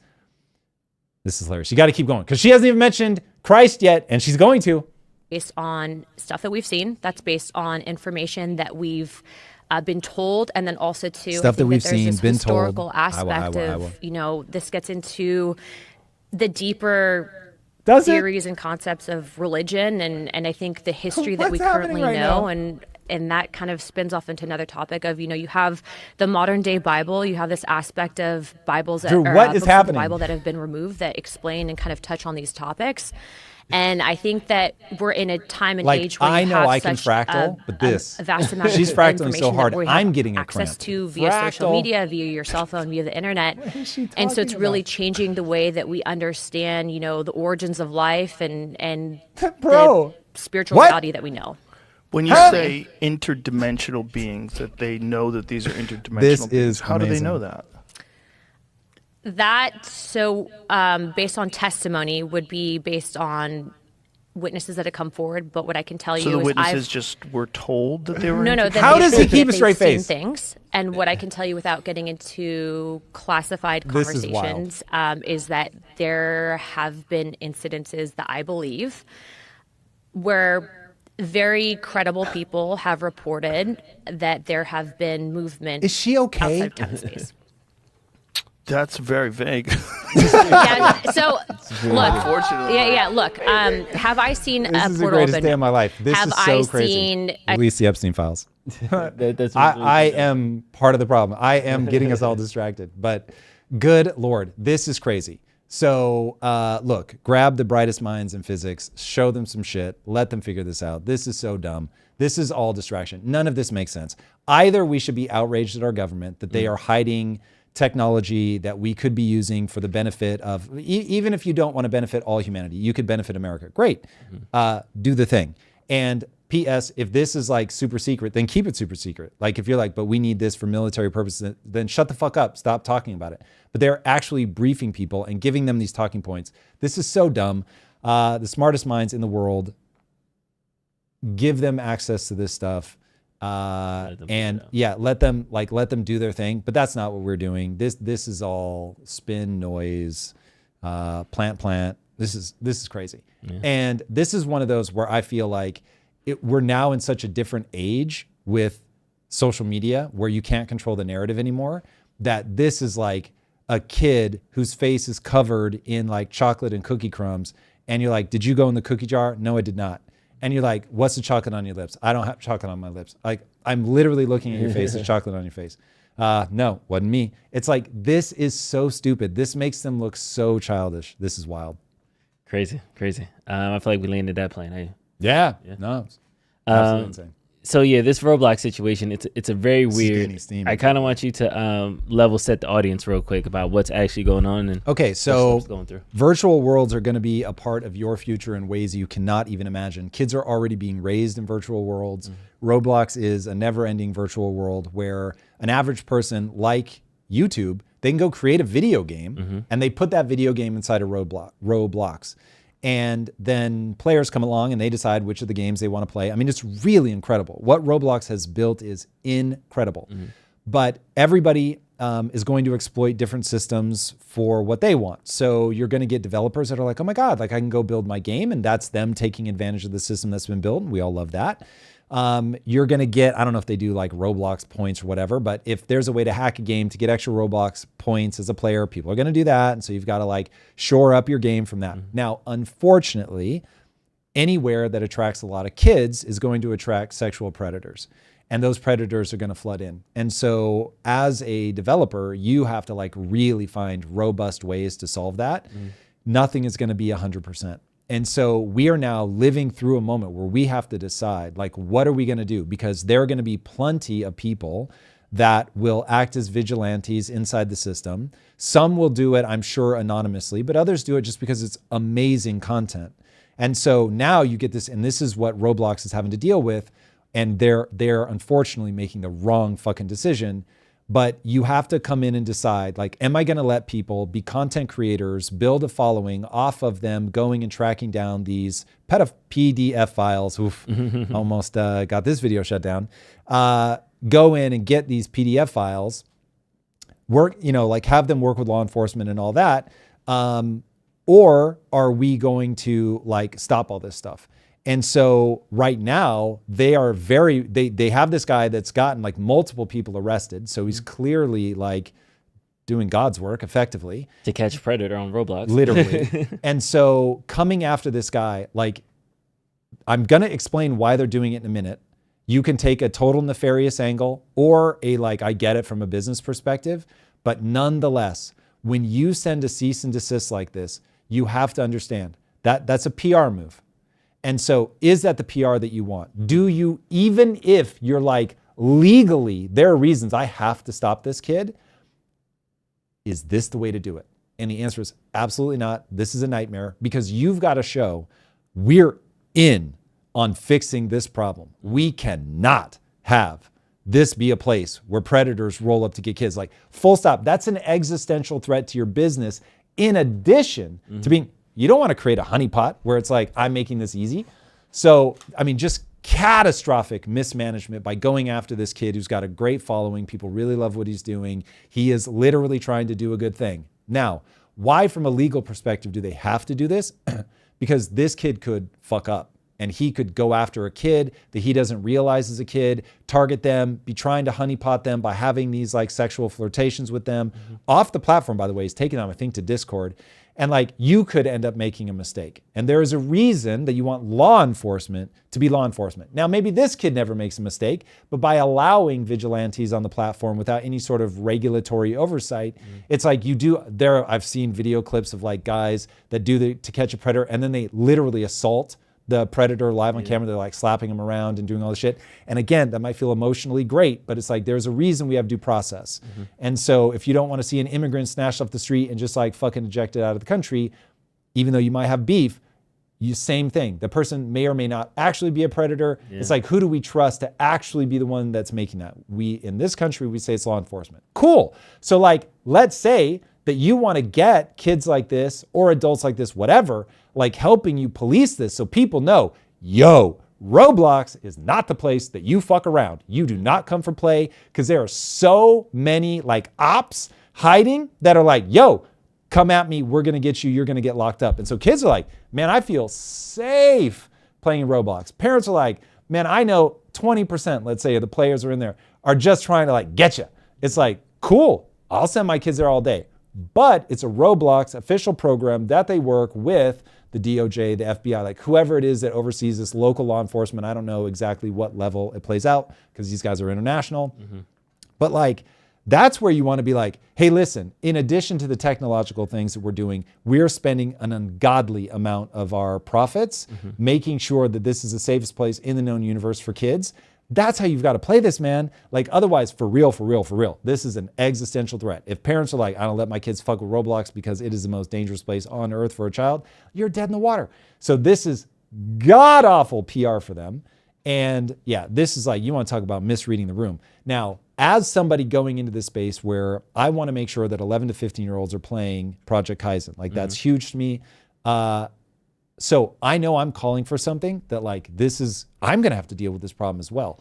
So it's like, I'm going to have to eat my own dog food here. So, but you have to solve the problem, man. So you just cannot create a situation where you are making it easy for predators to get a hold of them. Can't do it. So terrible PR move on the part of Roblox, even if they have good intentions and really do like, are just like terrified legally that I can't have a vigilante running around. Then it's like, listen, you work with this kid, you reach out to this kid, fly somebody out to meet with him if you have to, fly him to you and be like, listen, we really understand the intention of what you're trying to do. We really want to support that. It's got to be done with law enforcement. And so we're having this meeting where we're sitting this guy down with somebody from the FBI. Okay, now people feel like, got it. These guys get it. They understand what they have to do. They can't have vigilantes running around. We also understand that. But you just can't. You can't make this kid seem like the villain in the story. That's crazy. Yeah. So it's just an execution standpoint. So instead of the cease and desist, it's have a personal meeting with him, talk to, because you want. Yeah, I'm like, do these people not understand the world they live in? Like, this is where, so as a video game developer, if you're at all paying attention, you realize, for better or worse, that the gaming community is vociferous and they will literally attack you technologically. If they don't like what you're doing to the game, they'll try to hack it. Like, this is not for play. And they've killed games before because they're like, yeah, fuck these guys. And they will technologically show flaws in your game that just make people go, yeah, I'm not going to play it. So like, it's a high stakes environment to go into, but you can't pretend that it's not. So it's like, okay, well, this is the world that I'm in. And I have to build something that's going to allow me to pay my staff and do well, right? I'm risking a lot of money and all that. But also, I have to acknowledge that the community has wants, needs, emotions, and that if I act as if that's not a thing, I'm going to get huge backlash, which is exactly what these guys are getting. And listen, because I know this clip will be played in the future, I'm telling you right now, I get that this is a very hard game, and I get that I will misstep, but you really do, on a long enough timeline, have to earn the respect and trust of your community. And if you're not doing that, you're dead in the water. And these guys are acting like they're surprised. They're one of the biggest video game platforms in the world. It just seems so bizarrely tone deaf. Yeah, and sticking in video game news, PayPal has banned Steam, and the debanking fiasco seems to have hit. PayPal has warned Steam that if you don't take certain games off, then we'll stop processing transactions. That's technically the nuance that's happened. You got more of the banks trying to do bank things. If you've tried to buy a game on Steam recently, you might have seen this message. Valve has announced the removal of PayPal as a payment option in many countries. Wow. This is not a bug or a mistake. It's part of a bigger problem. The biggest question is, why is this only happening in certain countries? Now, you might remember 1 month ago when we first talked about the collective shout, Steam adding a new rule, and the mass removal of games, that it seemed like PayPal was involved. Wow. This is because right at that it's very interesting, because this is a little bit of what we were watching the video on before, where the guy's like, you don't own anything and this sucks.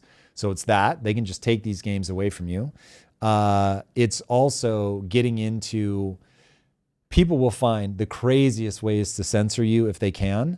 And using banks to censor people once it began to fail that you couldn't just strong arm the algorithms and the companies doing social media. Once that stopped being the easy win, then it was just like, oh, well, then we'll make it impossible for these people to make money. So Elon was talking about how there was basically a cabal of advertisers that were getting together and being like, no, we're just going to all pull out of X at the same time and watch it go away, and then something else will rise up that we can more influence, and we're going to get our way that way. And that's the kind of stuff that, one, I love, that we live in the age of high velocity and volume of information so that people can't hide. And you've got somebody like Elon that's like, nope, hard pass. Like, I'm going to talk about all of this, including when he told Bob Iger in the most public of public forums to go fuck himself. That was wild. I love it. I'm here for that. Like, pull all this stuff out into the public. But nonetheless, they're going to try to find the next exploit in the system. This is about control. In all capital letters. Control. People want control. They think they know what's best for you.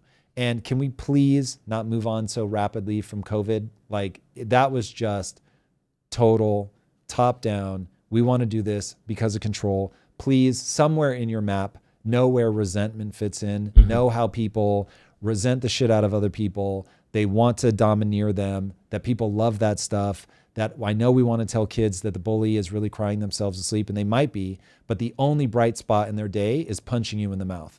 Like, they're legitimately happy. And if you don't understand that, you won't understand malevolence, you won't understand the true nature of humans. We are both beautiful and horrifyingly ugly.